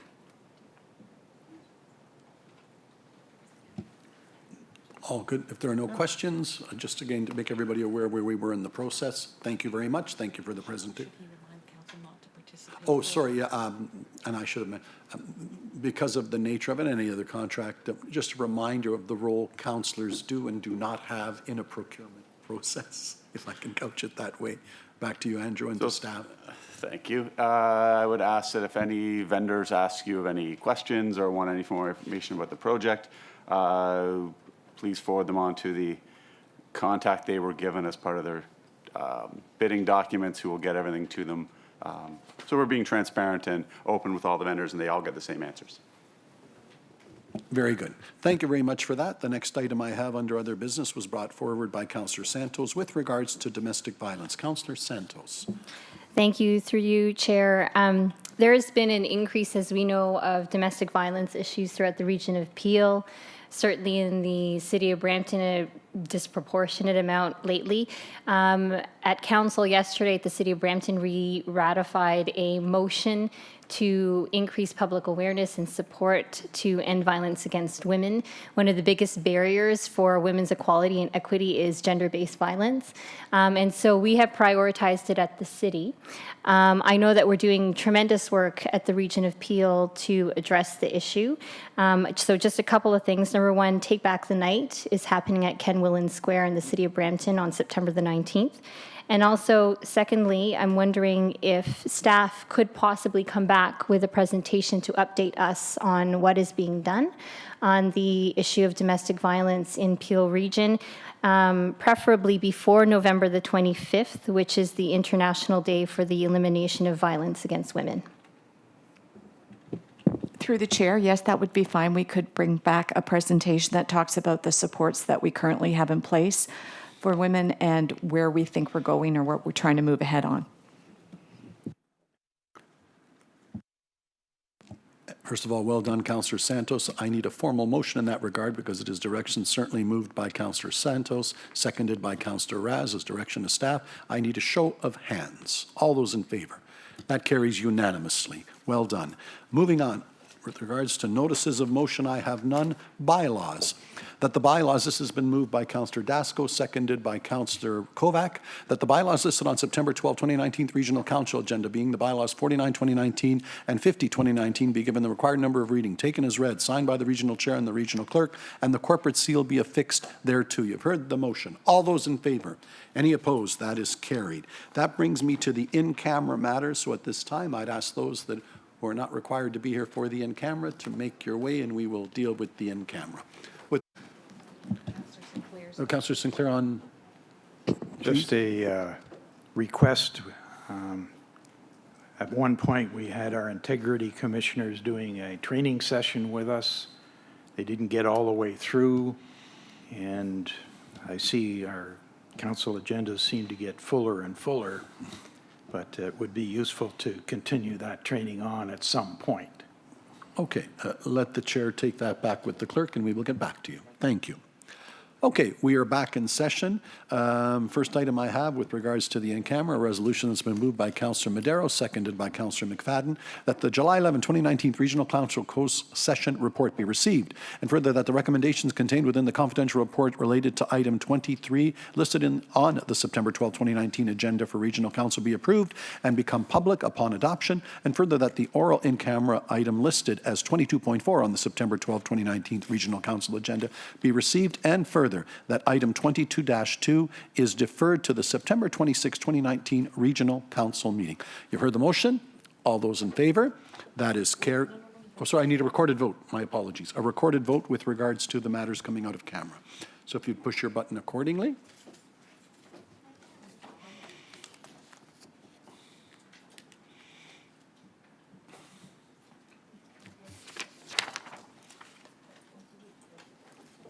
And that carries, which brings me to a motion moved by Councillor Innes, seconded by Councillor Dasco, that bylaw 51, 2019 can confirm the proceedings of Regional Council at its meeting held September 12, 2019, and to authorize the execution of documents in accordance with the Region of Peel bylaws relating thereto be given the required number of readings, taken as read, signed by the regional chair and the regional clerk, and the corporate seal be affixed thereto. You've heard the motion. Show of hands. All those in favor? That is carried. Motion to adjourn from Councillors Mahoney and Maderos. Carried with thanks to all for a long day, but a good day's work. All done. Well done.